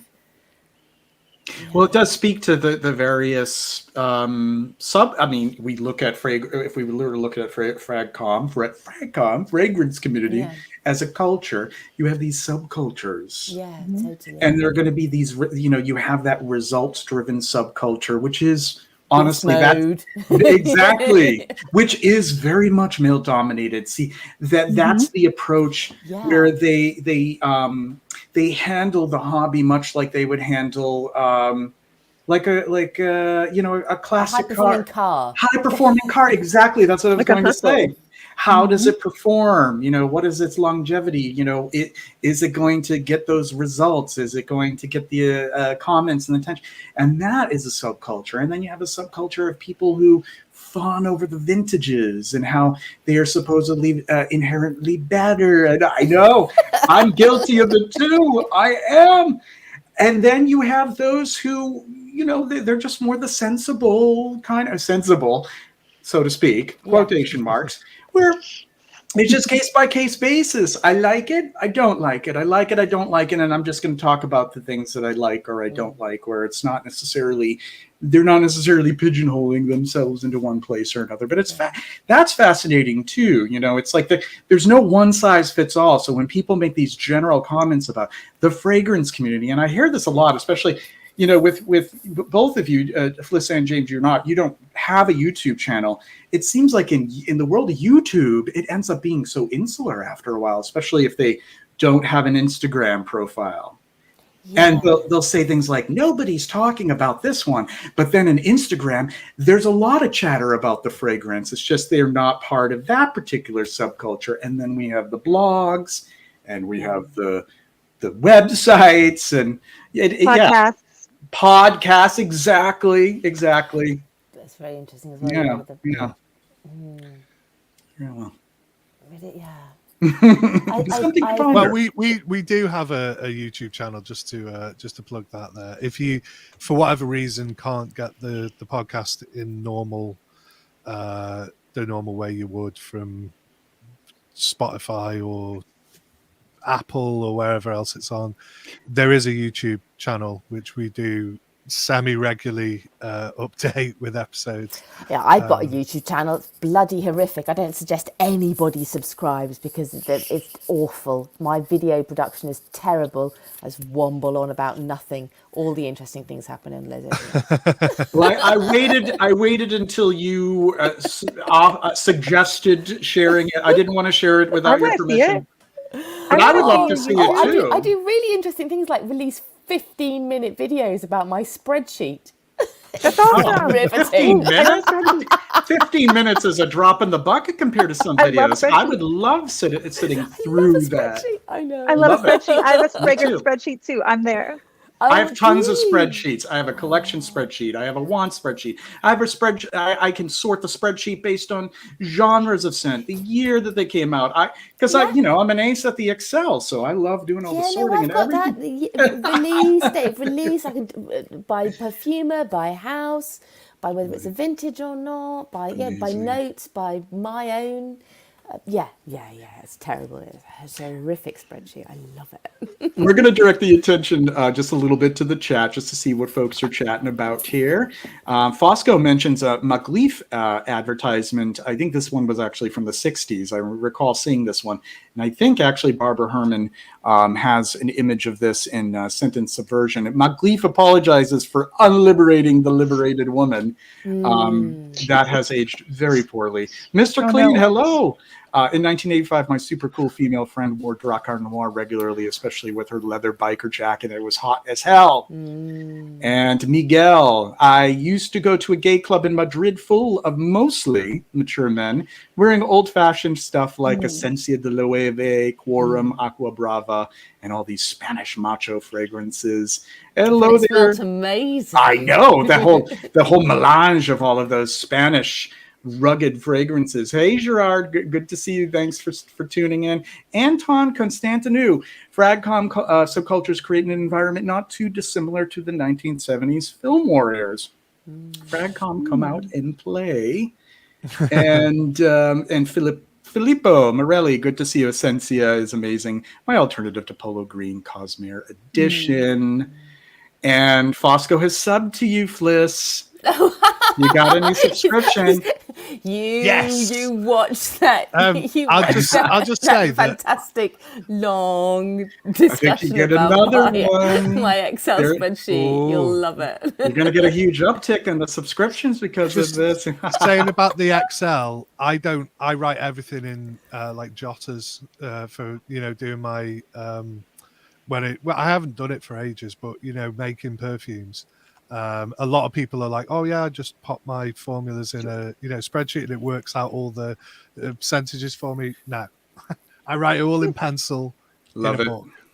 Old school. Nice. Yeah, I used to do that until I got these impossible cramps in my hands. Like I write a very specific way where I hold the pen, where now that I'm getting older, I'm getting kind of cramping from writing. So I've learned to really love Excel. It saves me from doing all the writing. But I used to have that too. Notebooks. When I was studying perfume making, I would do the notebooks and yeah.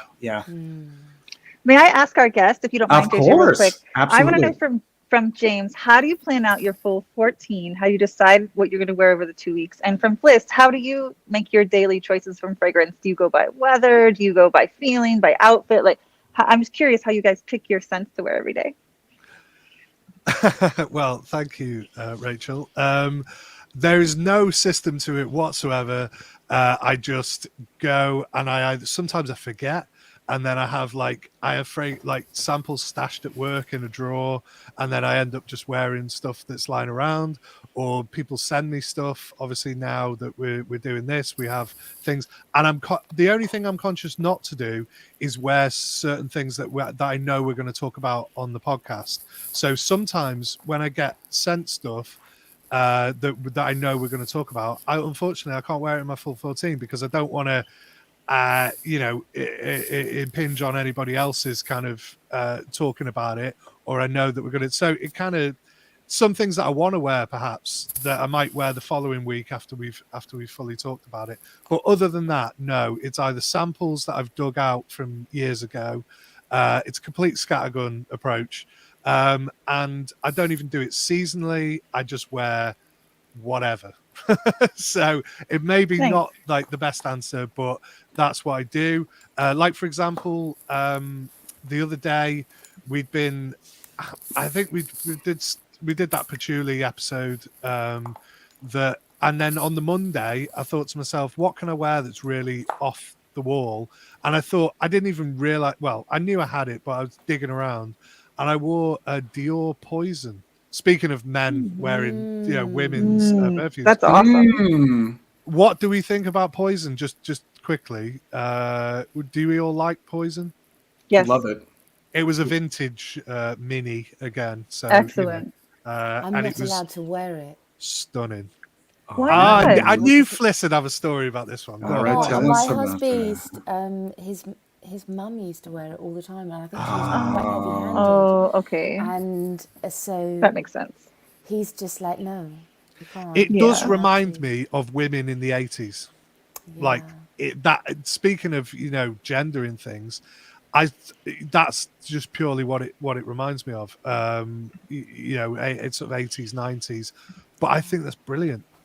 It's like same with Dune. I mean, Dune is like, what a stunner that is. Like, such a weird perfume as well. It's like it's like Dune, like the book or whatever. Do you know what I mean? It's so weird, isn't it? And just very futuristic for its time. They're just these textures and sensations in Dune that the core of it is an amber, but there's just this weird aridity to it, like arid. And very, very, very interesting stuff. So I just have an important announcement to make. We currently have 25 likes, and we have 53 people viewing Effluvium at the moment, which is incredible. Thank you so much, everyone, for tuning in to listen and to see us do our thing. But if you could please like the live stream, it does help me out. It helps everyone out who is a regular panelist here. So just hit the thumbs up, the like button. And let's try to get that up to close to the amount of viewers we have right now, which has now gone up to 55. So I thank you very much for your cooperation in that. And back to the panel. So, Fliss, how do you select your fragrances? I'm sorry, JJ. Apologies. No. They're very well. We'll move on to Fliss here. I mean, I think I'm a bit like James. I don't really have any set thing. Basically, I wake up in the morning, and depending on the time that my children have woken me up, depends on my mood. If I need cheering up and brightening up, then I'll probably wear quite a sort of sparky cologne or something, one of those goutal kind of fresheners for an hour or two. And then once they're at school, if I'm going to work, I might have to, be a little bit more sensible about what I'm wearing. If it's a rainy day or whatever, I will definitely choose something more cozy. If I'm grumpy, I will choose something cozy. But also, the closer it gets to Les Oderants, the more I know that there will be a section of stuff that I need to wear. And so what tends to happen is I wear the things that I'm meant to be wearing for Les Oderants from about Wednesday through to the Sunday. And then I do Les Oderants, and then I just wear my old favourites for the next week from Monday to about Thursday. So Monday to Thursday will be like just things that I just adore, because I know that then the following week I'm going to have to start preparing again. So yeah, my Shalimar is definitely a Monday fragrance, because I'm like, oh, hello, old friend. But a couple of weeks ago we did the Zoo with which is Christophe Laudemiel. I loved it, but none of it was really my style, and I found it all a bit neon and a bit like rah. And so by the time we got to record on Sunday, I felt like my nerves had been quite jangled by everything that I'd been testing. And so for the Monday, Tuesday, Wednesday, I was wearing Shalimar, I was wearing Les Abstraits, Bel M. I was wearing... You were just clinging to those, like, I was clinging to my blankets. cozy scents. I was like, Bel M, Shalimar. And then I get to about Thursday to that weekend. I might then branch out into some more exciting things, not so much the cozy things. And then I start testing for Les Oderants, and depending on how that goes, will depend. My next week will depend on that. But then also people send me stuff as well, and I'm part of a lot of swaps with a lot of people, and so I'm also really keen that I have to. If someone sent me something to smell, I feel kind of duty bound to get back to them to tell them if I liked it or not. Especially if they sent it to me because they like it, I feel like I need. So there's kind of like a distinction between perfumes that I wear for I don't want to say duty, but for intellectual reasons or for the trialing reasons, and then days when I just go, you know what, I'm just going to wear something I just love and be done with it. Yeah. So we have a question for the two of you. Aren't there only two others? He asks the other three from the show. Question for the two Rents. F. I was going to say it completely. F, marry, kill. The other three. But there is no third, though, is it? There I mean, is. just There is There's now. Dan, James, and Ben. Yeah. Wait, there's oh. Mm-hmm. Oh, I mean, Oh, obviously, hello. I've been out of the loop. I still have to catch up. I get to get out of that question because my little baby. Hello. Oh, hey. Hey. Hello, darling. It's time to go to bed. You chat amongst yourselves. Yes, absolutely. You obviously have a little one to attend to. Okay. The joys of parenthood. All right. So, how about your answers? Wow, I'm right on the spot. So what? Out of what? I don't understand. Out of the people from the show, Who would you sleep with? Who would you marry? And who would you kill? Who would I fuck from the show? I mean, well, I mean, this is awkward. I mean, obviously. Well, no, because Ben's into all the kinky stuff, isn't he? He's into the. So maybe well, Ben that's your would F, right? Yeah, maybe. No, I know it's got it. No, yeah, Ben's my F. And then marry. I've got to. This is so harsh. I've got to say Fliss, and then I'd kill Dan. Sorry, Dan.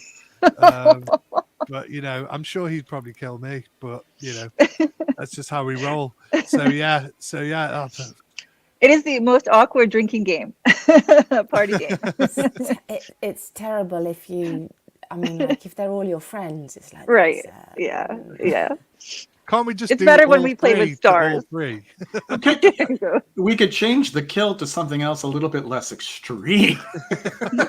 I think, to be honest, we probably all of us womble around wanting to do all of those things, depending on what someone smells like, what they perceive as their favourite perfume, what they are slagging off that we love. Yeah, that would actually be an interesting question for the perfumes. Which perfumes would you assign to each of those categories? That might be a better question. Yeah, that's a good call, Rachel. Yeah.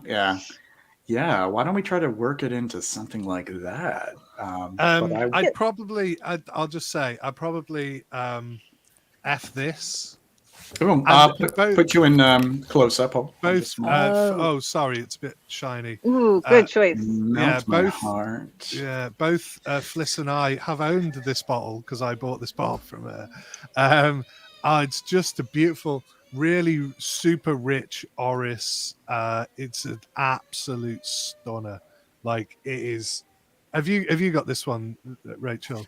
I love every single scent from that brand. I'm like head over heels for it. Christophe Laudimiel is probably I think he's probably the best perfumer out there creating today.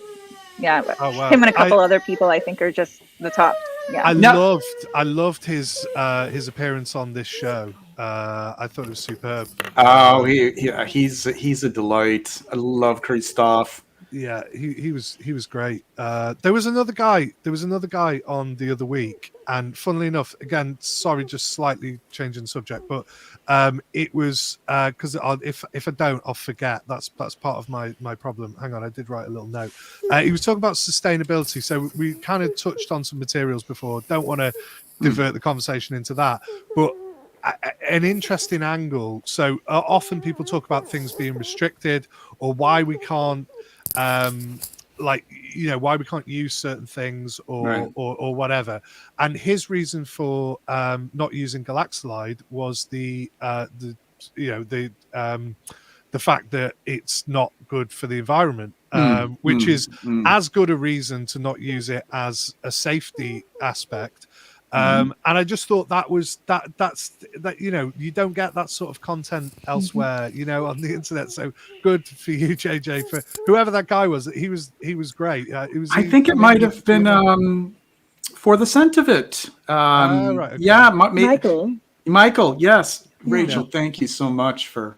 Well, my brain is off. Oh, he go makes ahead, James. a great point there, because I love galaxolide. I mean, we all, you know, I love musks. I love how useful they are and all that. But if they kind of the you know the benefits don't outweigh the you know the consequences, then you know we've got to find alternatives. So there's just another slightly sort of little harking back to what I was saying before. Anyway, who am I going to fuck? No, no, I've done melt my heart. Who are you? Effing Fliss. It's really hard to say. I think my bet's really sexy. Oh, good choice. I just think it's such a sexy smile. I think that's my current friend with benefits right now. But also, I think the original Gucci pour-on, when it was Tom Ford was in charge of Gucci, I remember when I was only just beginning to get into perfume. Oh, darling. And I remember smelling it on the glove of a friend when we were. I was an actor at the time, and we'd just finished the show, and we went to the pub afterwards, and we got thrown. Hi, buddy. How's it going? Hi. We might need to go in a minute, mightn't we? Because I think that this is going to get very distracting. But yeah, we were at the pub, and it was throwing out time, and he left his gloves on the table, and for some reason I lifted them. I picked them up to give them to him as I was leaving, and for some reason, I don't know what it was, I lifted them and I smelt them, and I was so swoony, and that was the first time I'd smelt Gucci Pour On. And I went out the next day, and I bought myself a bottle, and it was the second serious frag I'd ever purchased. So everyone else was wearing like a Nay and a CK1, and the first serious frag I purchased was Femininity, which I would also love. Yes. But that was in the old Shiseido bottle. It wasn't Sotd 10s. I didn't even have a house at that time. But then my second frag was Gucci, which is interesting that they're both so woody and cedary. Maybe I like that note. All this talk of it, I need to get it, and I need to spray it on me right now. I might have a little sniff right now as well. I've got some decants. I've got all of my decants out here ready, just in case we chatted about any of them. Yeah. What would you? What's your? Did I miss this? Oh, you've got the old bottle. Oh my God. So Yeah, good, isn't it? one of my prized possessions. I often think about if I were to scale it down and say to hell with this pathological, insane collection of fragrances, this would be one of the few that remain, because it's just so breathtakingly beautiful. And it's beautiful. this is going to be my scent of the evening. And I hate to say it, but I don't think that the new Times formulation is as good. And I know Uncle Serge says it's not been reformulated. And I'm somebody who will defend a lot of reformulations. So but there are some where you just have to call it as it is. And then the one in the Serge Lutens packaging, that one, there's something about the cedar. There's something about the way that the cedar is used in this. I don't know. It just seems a little too reedy. Yeah. Like this one seems it's become more very thin, I think. The one in the Lutin, in the Shiseido bottle it's just fattier. There's a fattier You know who did that? to it. You know who did that cedar? It was actually someone who's not listed anywhere, but it was Maurice Roussel who specifically did the cedar accord for that fragrance, even though he's not named. He was on the team. Yeah. He was on the team, and that's the part he did. Named, is he? Yeah. But he was on the team and did the cedar accord. This is one of the most iconic bottles as well. Like, it's just so beautiful to look at, to smell, to hold. to I hold. sold mine when I was ill. I sold a lot of my unicorns. Oh no! Hello. You're so handsome. I think I Hi. might need to go because I think Oh, that's I might need fine. to pop him in bed and That's stuff. fine. That's fine. Understand. Yeah, I have No, a 5-year-old. Understand. well, we're sad to not have you in the backstage conversation that follows the live stream, Yeah, but but now that he sees, he's just going to say hello a lot. well, I do want to say hello back. I had a haircut much like yours at your age. Well, he has a haircut like this because he doesn't like haircuts, so I have to do it like it takes me about a week, and I have to do it when he's asleep. That's when I was a kid. The only haircut that it would be like that, or it would be a whiffle because I didn't want the cutting. It was either that or it would be shaved right off in the summertime. So he's not into haircuts. I've got a shoot as well, so yeah. No worries. No worries. Yeah, This has it's been been an excellent conversation. Thank you so much. For folks who are curious, if you go to the description, I also have links where you can tune into the Les Oderants podcast through Apple, through Spotify, and also the Instagram links for both James and Fliss are in the description as well. To both of you, thank you so much. This has been an absolute pleasure. I really Please do tell appreciate Ben and Dan that Brian says hi. That I say hi. And tell them if they We want to will, join we will. sometime they're more than welcome as well. They can join one in the Absolutely. future. All Yeah. right. Okay. Well, thanks for having us. Thank you so much, yeah, guys. I've had a we really good appreciate it. time. Thank you so much. All right. Bye I'm bye. going to say bye, buddy. darling. I love you. Bye-bye. Take care now. Bye bye, James. Bye, mate. All right. Well, that Oh, was they're just so cute. yeah. Oh God. Oh God. They're just so great to chat with and so wonderful. Yeah. Well, yeah. Well, now it's just the two of us for the remainder. We're going to be on, our usual length of time. We'll stay on until about like 6:20 or so we can just That's great. just do a little free-form conversation. But that was fantastic. I do want to give some shout outs to folks who have bought a coffee. I do have one that is anonymous, and whoever you are, I'm grateful for the cup of coffee. And I also wanted to highlight a super sticker from Filippo. Thank you very much for that. It's really kind of you. Darren Allen says Coty Sheeper is gorgeous. Darren, I do apologize that I did miss your question while the panel was fully intact. What type of fragrance have you been looking for but haven't yet found? Well, in their apps, I guess, Rachel, you and I can maybe answer that question. Absolutely. Do you want to start off? Okay. So the type of fragrance that I have found, so it's interesting. So actually, right now, I am looking for a jasmine fragrance, and it's I wish we had talked about this with we didn't expect them to leave this soon, but so I was putting together kind of my notes for talking about white florals, and I was looking at all the different jasmine fragrances that I love. I was looking at à la nuit, which is so stunning. Looking at the more kind of deep, sensual kind of jasmine sambac fragrances that I have with those fruity kind of banana kind of notes, and looking at the more, greener, lighter grass jasmine fragrances, and looking at just all the more solar, like goutal style, then the lighter style, the spicier styles, et cetera, and and the more andalic, the lighter, et cetera. And I still want a better jasmine. I don't think the fragrance world has created a jasmine that really captures the scent of jasmine at night.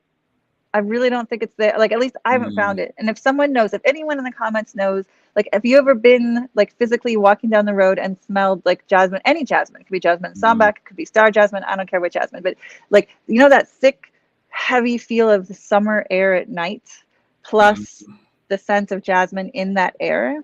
Like, I would love to find that in a bottle. And you already sampled. I want that. Did you already sample Sour Sand? You already. No. Well, I did get a little tiny sample a long time ago, but I'm kind of questioning the quality of the sample that I got, because it was like from someone's friend's friend, whatever. So I don't know how oxidized, or even if it was actually the right fragrance. But That's true too. is that what I need to maybe get a better sample of? Maybe I- because that's what Yeah, I want. because I don't know if it will embody exactly what you're looking for, but what Yeah. I can say is it's a very high content of jasmine sambac, which is the Okay. night blooming. And it is my favorite jasmine soliflor. People would argue Cool. that it isn't a soliflor because there's a lot of other pieces Yeah. sort of flying around and Yeah. mingling with the jasmine, but it's I just- remember it smelled leathery to me. Is that the wrong fragrance maybe? Because I remember going, oh, this Yeah. smells jasminy, but like leather.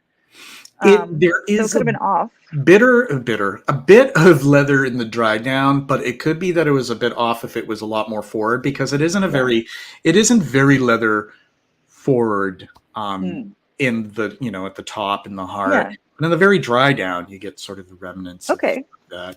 But I would say get yourself a fresh sample and see I if will. maybe, because that's definitely my favorite. Why don't I do this? Hold on a second. What I can do is I can just smell it and just kind of revisit it a little bit and just tell you what I pick I'd love up that. and see if it, give me 1 second. Yeah.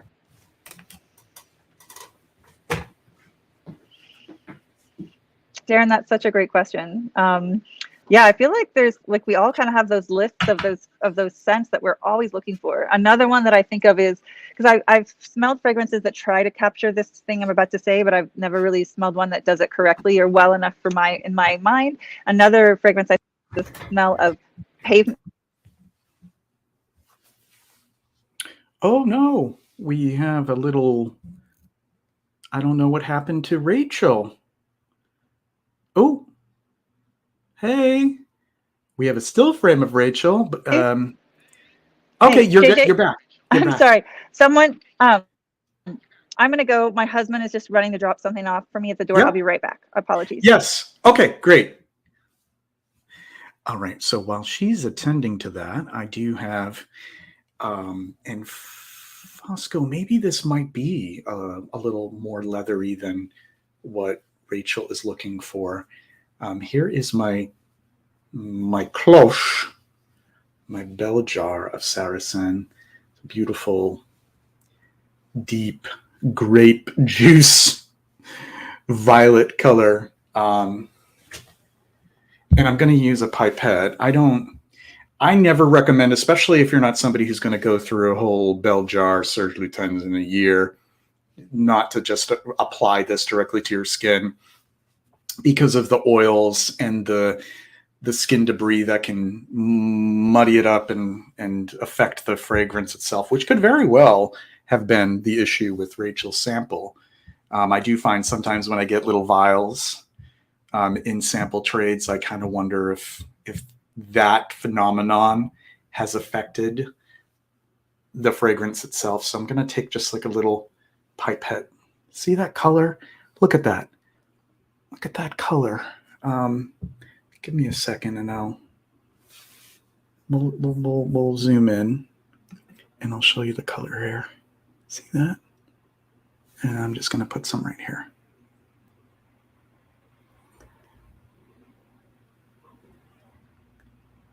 This is one that I imagine would be not the best idea to wear with a crisp white shirt. It could stain. Oh my God, heaven. Oh my God. This is very high content of Jasmine Sambac Absolute. And because of that high content, what I pick up is methyl anthranilate, which there's a higher content of that in Jasmine Sambac than there is in Jasmine grandiflorum. And methyl anthranilate is also a flavoring agent, and it is the flavor that is used in grape. Because in Concord grapes, which grape flavor is based on, that specific type of grape, not table grapes or other types of grapes, but Concord grape, it's mostly comprised of methylphenolate. So it is kind of like a little bit like grape juice and jasmine, heavy, indolic, sultry jasmine. Oh, so my bottle, Darren, is relatively new. So this is the color that it is when you purchase it. It is this deep grape juice violet color.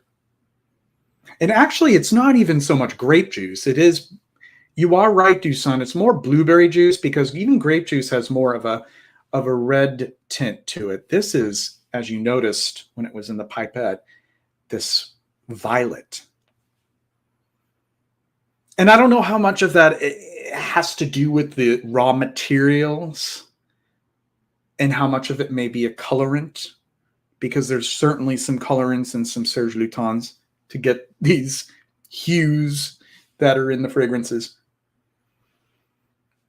Oh, Fliss, thank you for accepting my invitation, both of you. It's just fine. We have our priorities, and that little fella needed your attention at that moment, and I could just tell that was what was necessary at the time, but it was wonderful. I hope that we can chat again very soon, and hopefully have the both of you join us in a future stream.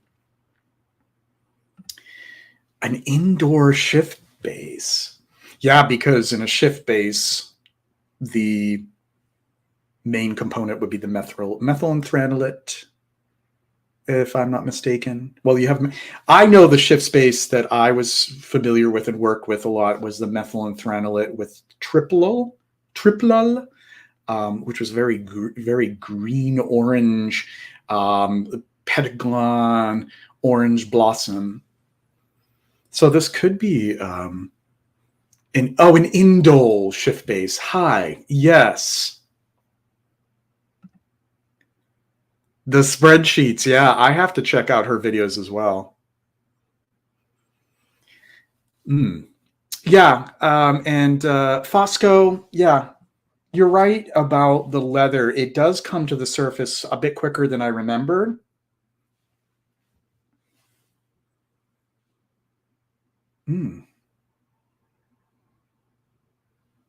Yeah, and there's something that does remind me of orange blossom as well, even if that's not in the notes breakdown, which, as you know, remember, it's only a guide.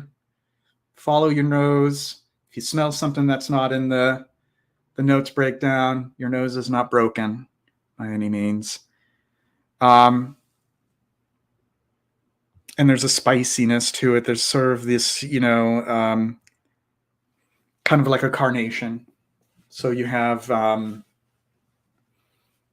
I think what is used here, and I don't know this for certain, I haven't gotten a GCMS on this, but there is a methyl dianthylus, which is a great replacer for a carnation accord that allows a perfumer to use a larger amount while curtailing the eugenol and eugenol derivative restrictions, which I think actually, if I'm not mistaken, there has been a little bit of loosening of those restrictions anyhow. But methyl dianthylus, I always thought that was a really nice, a nice way of putting together a carnation accord. And it could be used here, or it could be full of crap, but it just feels like it as it continues to dry down. But gorgeous, gorgeous stuff. It just feels so heady. Like when I think of headiness, and I think of like humidity and that almost over ripened, the petals, like on sort of like the precipice of decay, like, the indoles. If we think about the chemistry of indoles, and indoles mark decay. And when you're smelling a flower or flowers, from the moment it blooms, it's already in a state of decay. It's getting ready to decay. And every moment that passes by, every day that passes by, there's going to be more and more indoles until it's very ripe and rich. And not to get too graphic, I actually shared something on Instagram from I forgot the name of the Instagrammer, but great stuff that they share consistently. It was shared in my stories on indol's presence in dead things as well, because that's part of the decaying process. And anything that has decay, anything that is rotting is going to have those indols. So the little bit of rot that's necessary to get that realistic jasmine. And that indole could very well just be in the jasmine sambac absolute, or the perfumers in building upon that, because maybe they only could use a certain amount, they added those extra indoles. But beautiful. Where did I find my bottle? So Paroli, I purchased my bottle last year from the Serge Luton's website. I don't know what stock is like now, but last year I got a hold of it, and yeah, it smells gorgeous. What a beautiful, beautiful. I mean, this is more than enough to share with others. So maybe one day, I don't know, but I just get so greedy and I want it all to myself. But look at how much this is. And all I needed was that little pipette's worth. And it's just blooming and just filling my room. I love it. Yeah, methylantranolate is used in the orange blossom accords. I kind of wondered if it was just the methylantranolate creating that illusion of there being orange blossom as well. And night blooming white flowers release indole to attract moths and beetles, which are their night pollinators. Yeah, that's something I'd like to research a little bit, because I always sort of associated with the ripening and the rotting. But for it to be, that's very cool, Darren. I want to look into that more. But for it to be there with that purpose, to attract these pollinators, that kind of makes sense. And I think that there are heavy indoles that attract certain pollinators who normally visit carcasses and carrion. So that does make a lot of sense. Yeah, as far as I knew, they still distribute to the US. Oh, that's a shame. That's a shame. I do see Rachel's getting a little bit of snack and a beverage there, but she'll be joining us in a little bit for the last, 25 minutes of our stream here. But Saracen, there you have it. I think it would be worth having Rachel get a new, fresh sample. It may still fall just short of what she's looking for, which is fine. But that's why the quest is so fun, because you can continue to find that ideal sort of grail, which for me personally, I found with Saracen, but for each person, it's going to be different, because I sampled à la nuit as well. And there was just a certain something that I couldn't articulate that was missing from that kind of heady, sultry, sweaty, like over the top, like the release of the jasmine blossoms, like, and I found that this is the closest to it that I've found. Yeah. It's a yummy stuff. I don't really use yummy as an adjective too often, but I'm kind of loosening my restrictions on what sort of adjectives to use to describe things. Yeah. Rachel, do I need to let you in, or are you just waiting in back? I don't know. Oh, I think maybe you have to. I don't know. Oh, you know what the problem is? No, you're there, and I'm just not showing you. You were there the whole time. I want to know what fragrance you want to be made. Like, what's missing from your fragrant world. I'm super curious, because I feel like you literally have owned everything that's ever been made, like, in my mind, right? Like, so what is not out there for you? What is not out there for me? That's a good question. Well, lately I've been wanting to explore gardenia fragrances, but I'm kind of new with that journey. So I don't feel like I have reached that point where it's like, where is it? Because I haven't even started yet. But as far as maybe other notes, a cedar that speaks to me in a way like none has before. Like I could say femininity du bois, but that's more than just the cedar. But I'm talking about like just something that captures certain qualities of cedar that I have not discovered in any fragrance yet. But Nice. femininity du bois does come very close to it. It's just there's more parts in play, and I'd love to find something that just highlights just the cedar itself. And that's so funny because it's such a, like, I think people would consider that like such a common note, like, how in the world did you not find that? But, you know, it never ceases to amaze me, like, where I'm just left wanting more. Absolutely. and in something that seems to be so, like, ubiquitous as a cedar note, there's just something that I'm looking for that I haven't found yet. Well, I think the more, you know, the more complex our fragrant world becomes, the more we crave the beauty of the simplicity of the natural material in a way. And I'm not against mixed media or synthetics at all, but there is something to like, once you've smelled so much, there is something to appreciation of when there's something that's beautiful in its simplicity, and it's now my mind is going. But there's something when it's when you can really focus on it, it becomes articulate in a way that's quite lovely. Yeah. Have you tried the fil de juillet? Oh, you know what? I actually have a sample of it at home. Not yet, but I want to open it like really soon. See how that feels. Yeah, maybe Okay. that's a little closer Okay. to what you're looking for. We'll write that down. Duncan mentions Joseph Aboud as a great cedar fragrance, which I haven't had the pleasure of trying. Who's Joseph Aboud? I don't know. So Joseph Aboud, I think, was like a designer, if I'm not mistaken. But I've never, I've heard of that fragrance. I never heard of it until recently. Or I knew about the designer, but I didn't know about this particular fragrance that's cedar forward. Cool. Terry says, I've been listening to ABBA and Ace of Base today. Oh, nice. Going back. Yep. Knowing me, knowing you. Oh, great. Oh, I'd love to try the Gardenia from Santa Maria Novella.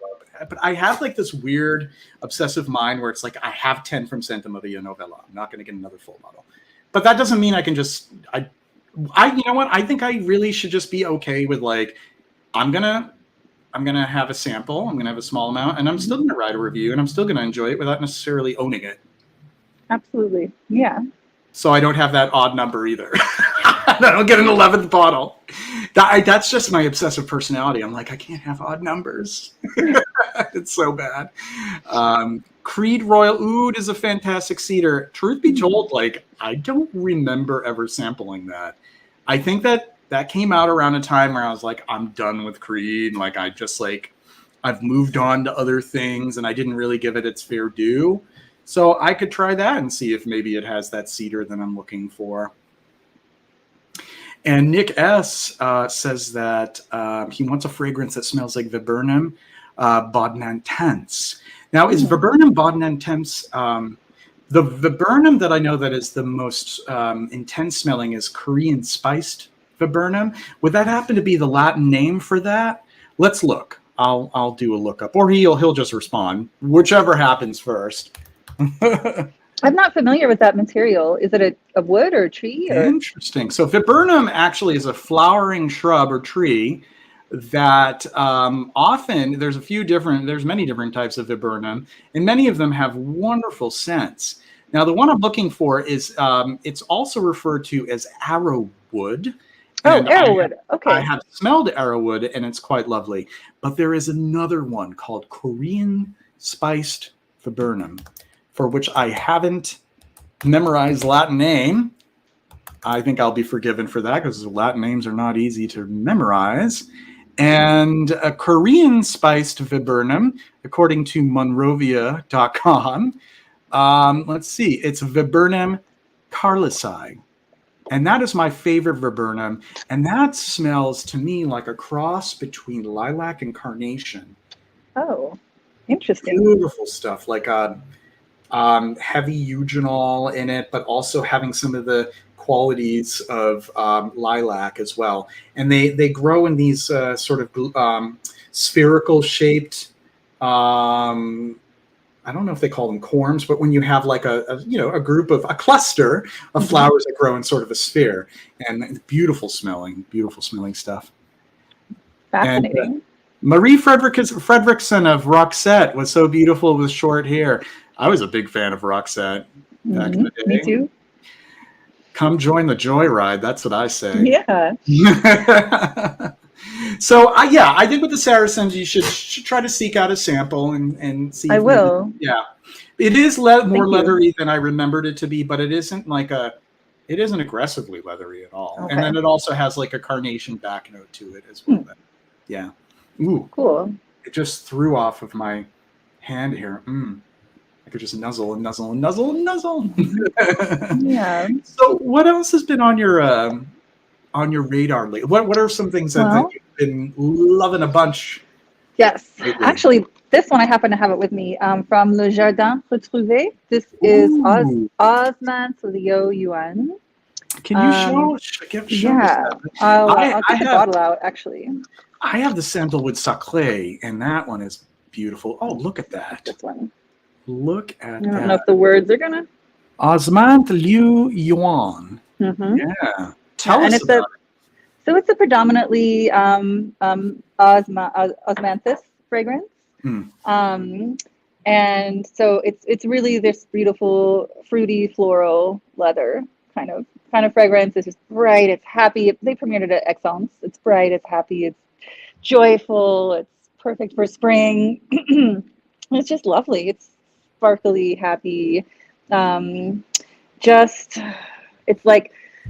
It's energetic and soft at the same time, and I'm loving it. It's an easy wear, right? And it doesn't feel synthetic. It feels just really natural, just really, really comfortable, lovely, energetic, happy. It's just a pleasure, it's just a pleasure to have on. Yeah. And I just did that Osmanthus week last week, and I was like, oh man, like if I'd only known about this release sooner, I would have tried to sample it and see if I, wanted to add it to the collection. So I'm on sort of an Osmanthus kick myself, so I should definitely give that a try. So I also have a sample of the jasmine from Le Jardin Retrouvé that was sent to me by a gentleman who you may very well be familiar with, who is an artist specializing in origami style creations. Do you know who I'm referring to? And here I go with a major brain fart. I'm sure he would be absolutely horrified that I'm forgetting his name. His name's Christian, but his Instagram name is escaping me. And everybody just bear with me while I try to remember. I wish I knew. I don't know. Oh, yeah. He's really talented. And he put together a group of samples, and he asked Dana to bring them back and send them to me because, the difficulties of sending them. And she helped out with that and sent the samples to me. And one of them was a jasmine from the same house, which may be something that you'd be curious about as well with your jasmine. I should try it. Yes, because I'm so impressed with this fragrance. I want to try more from the house. Yeah, and I also have the sandalwood sacré, which would make, and get this, it would make for an excellent summer sandalwood because it has a very pronounced pétillant that opens it. Pétillant more than anything else, and then it sort of mellows into this really nice classical kind of sandalwood, kind of powdery, kind of buttery, sort of that in between. And I think it's great. Oh my God, I want to let you and the folks in the chat know who he is on Instagram, because he has such a great. I feel like. Oh wait. So his name is Christian Marianchuk, and his profile. Here we go. Icarus.mid.air. I've actually been chatting with him about doing a stream, one of the summer session streams, because I'll be doing these monthly. And I wanted to see if I could get him as one of the people over the summer. So I already have Persolays for June. And then I'm going to check in with the WAFs from the Loft, to see about doing July, and then having Christian doing August. for the summer sessions. But Christian is wonderful. You should check out his I will. Instagram for sure. Yeah. And I feel like that's what you just said is such a great idea, sandalwood for summer, because that is something that I never reach for. I haven't in the past, but now I want to. Sandalwood for summer, because in my mind I associate it such with like a warm winter fragrance, whereas obviously in India people wear sandalwood all summer long and they must adore it, right? So I would love to kind of have some summer sandalwood. So I think that's such a great idea for like, I don't know, a week or a post or a conversation online or something, because I've never even really thought about it. I think that's so fun. I'm gonna do this week of, so you know me, I mean, like I plan like my schedule of what I'm gonna be reviewing like weeks in advance, and there's gonna be a week in the summer, kind of sort of closer to the beginning of the summer, where I'm gonna do fragrances that have a note that you wouldn't typically associate with summer, but would be great in the summer. So I already have Barry Lyndon from Maria Candida Gentile for a leather. That's perfect for summer. And then that Sandalwood Sacré from Le Jardin would be a sandalwood for summer. So that will be kind of a fun week. So I just wanted to get to the chat here because some folks were asking some questions. I'm going to get back here. I just saw the... oh, here we go. Bren, Rachel, have you heard of or actually tried Shalini Jasmine Nocturne, supposedly stunning night jasmine? Oh, I love Shalini Nocturne. I love it. I love it. In fact, every Shalini fragrance, because I'm a huge Maurice Roussel like fan. Like he's my, okay. So in my opinion, right now, the three greatest perfumers on earth that are working at this moment, and of course, you know, like all of us, our opinions change all the time. But in my opinion, the three greatest perfumers working on earth right now are Maurice Roussel, Christophe Laudemiel, and Darren Allen. I think they're brilliant. Oh, right? Currently working? Oh, yeah. Yes, currently alive and making fragrances. These are they're just the geniuses, right? So, and there's a bunch, I mean, there's so many great perfumers and artists, but for me, these are kind of like the tops, right? And so Maurice Roussel made, as I'm sure you know, all of those Shalini fragrances, which I own all of them. I love all of them. And because like they're all so brilliant. The rose, Adoram Rose is so brilliant. Iris Lumiere is, it's so amazing. I love it so much. I wear it all the time right now. It's such a perfect spring. It's spring in a bottle. But the jasmine fragrance, I wanted it to be the jasmine fragrance. I so wanted it to, and it's excellent. But again, it's just, there's something, I feel like it, you know, she wanted to capture the kind of night air in Dubai, and it really is. I feel like it's really has a sense of place. But for me, the sense of night air is just, it's not quite heavy enough, not velvety enough, not what's the word that you used a word as I was walking away that was just perfect for jasmine. Heady? Heady, sultry, sweaty. Yeah, it needs more of that. Yeah. Right? It's just not quite there. It's too clean. It's too polite. Yeah, yeah. Oh, hey, Josie. But hey, it's beautiful. And meanwhile, we are sentient. While I was like, "What is he? Who is he? What is like several minutes ago was giving his name while I was ignoring the chat. Thank you, Marcus. Hey, Finland. I'm half Swedish. I lived in Stockholm for a couple of years. I don't know if you were answering somebody else on that. I was already aware of it, but thank you for making us all aware. And it's wonderful that you are from Finland, and I would love to visit someday. Josie says, JJ, I'm going to Tokyo in the summer. Do you know where I could find vintage fragrances? If only. I don't know. Rachel, where do you know of any place to get vintages there? I know not specifically. Yeah. But there is a community on Twitter of people that that do know. Like, Josie. So the next time we're both following JJ in the audience or both on Duck's stream or something, I will maybe get your information, and I can give you some people to follow on Twitter, because they talk about the Japanese markets a lot. I don't know, because I don't go to Japan enough. I go to Taiwan a lot. So I think if you follow them or ask them, they might be able to provide that information. So hopefully we can connect later. I'm beside myself because I'm wearing two of like the most beautiful fragrances at the same time, like Femininity du Bois over here on the wrist, and then the Saracens over here on my left hand, and it's just like I'm just in bliss right now. When is Lanier? Lanier and I are talking about his rescheduling. We will keep you folks posted. Hopefully, it's going to be sometime at the end of May, right before our season finale. I like how I build it up like the season finale. I think what I'm going to do is I'm going to kind of break the rules a little bit and have multiple panelists, maybe not too many at a time, but just to kind of get some people back and maybe some cameo appearances, what have you, for the final one for the season. Norway is a beautiful country, so not that Arctica is a familiar band. I adore sandalwood oil in the summer, says Darren. Oh, cool. Waft. But did I say I waft? Waft or waft? Wafting. Waft? I would say wafts from the loft. I think that Wafts they from did the that loft. as an alliteration. Wafts from the loft. I'm just catching it.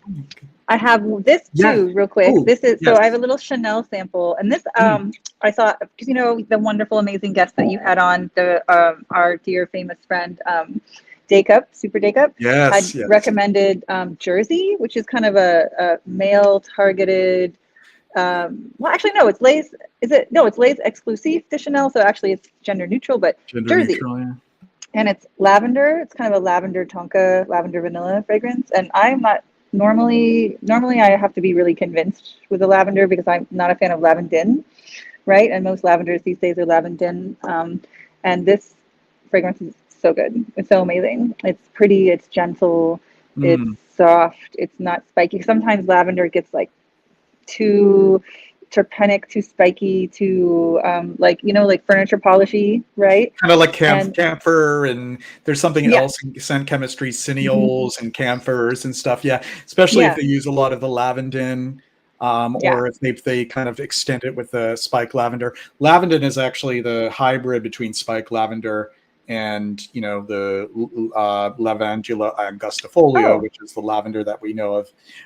Interesting. And it kind of imparts the characteristics of the much more herbal and camphoraceous with That's the the more part that's floral and aromatic. Yeah, yeah. And I have a tough time when it gets to be a little too much. Yeah, yeah. Like kind of like a little bit more kind of like the cheaper lavandin that they've been like cleaning products and call it lavender. That's exactly right. And this avoids all of that. This is that lavender that you dream of. This is like all the good parts of the lavender and avoiding all those other parts that we don't like. That's very industrial and kind of like toxic smelling. And it's beautiful, so I recommend it. Pearlie, I'm glad that I have you by the edge of your seat for the cliffhanger. Oh boy. All right. And somebody says they need the Jicky EDT. EDT, EDP. I have the EDP because I felt like the EDP was a lot closer to what the EDT used to be. So I have like a B bottle version of the EDP, and it's fantastic. But I mean, even if you could find an EDT and the price is right, get the EDT. I don't know. Maybe you do prefer the EDT to the EDP. I always think of all the different variables with this. It's important too, because I never want to tell people like you must have that one. That's the only one that matters. But yeah, I love Jiki. I would like to. Rachel, have you tried have you been able to sample the Pure Parfum or Parfum Astray of Jiki? No, never. I've always wanted to. So that's on the list. One day, I hope. Yeah, I would love to. I'd love to. And then Nick S., he clarifies he prefers the EDT, so therefore you should get it if you can. And it's not too expensive. Which right now, what are the prices right now for the upside down heart bottle versions? Because I haven't really needed to buy any of them because I already have the B bottles. I feel like the prices are not that bad. It's a matter of if you can buy them, because they're just they're just not having them on the website. They're not having them in the stores, and then a few bottles will pop up on the website or whatever, and they're just not producing enough, and it's frustrating. Yeah. It seems like they're a lot more of a challenge to access compared to a time when the B bottle versions were relatively easy to get, not only on the site, but on the gray market, and then you'd have plenty of them on eBay or Mercari or wherever you buy your stuff. Etsy, I don't know. Well, Etsy, not really. Etsy is the place that you and I use to salivate over the vintages, some of which we can't afford, but wish we could. Yes. But sometimes we still buy them anyways. Great sellers. Special occasions. Special Yeah. occasions, very special ones. I can't really tell you. I don't have my finger on the pulse of that stuff. Les Legendaires cost me about $55 from discounters. Very nice. Not bad. Not bad. Good stuff.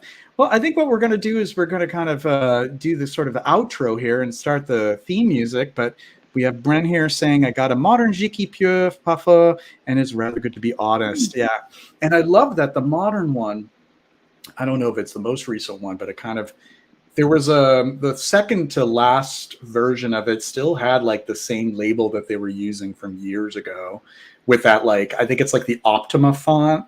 I loved when they were going through that whole Optima font phase of using that particular font.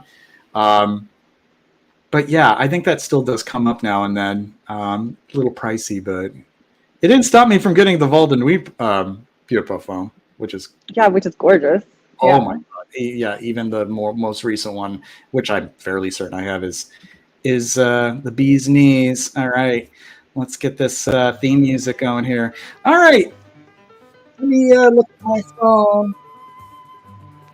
Because I'm so worn out with work, I don't remember what's happening from one day to the next, let alone what I'm going to be having next week.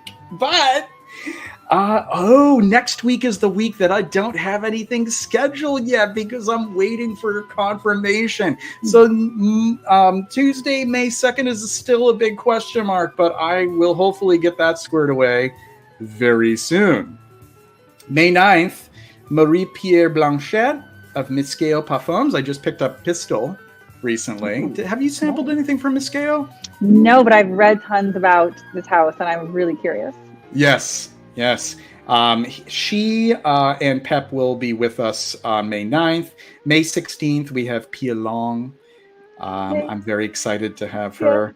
May 23rd, Roberto Dario and Diane of St. Clair. Yay! and then wow, there's not many more weeks left until the finale, May 30th.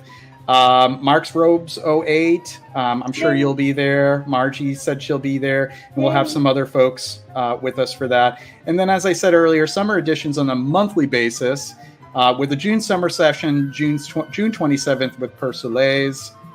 Awesome. Yeah. So some great stuff coming up. And a lot of ideas for guests that, I already have planned up my sleeve for next season starting in September. That's so cool. And, Bren says that's the same label font, the one that he has. Yeah, great stuff. All right, everyone. Thank you so much for joining this episode, tuning in. It was wonderful to have Fliss and James. And do check out Les Oderants if you haven't already. I do have links that are in the description. And next week, I have yet to figure out what's going on, but we will see you then. Take care now. Bye-bye. All right, and ending broadcast.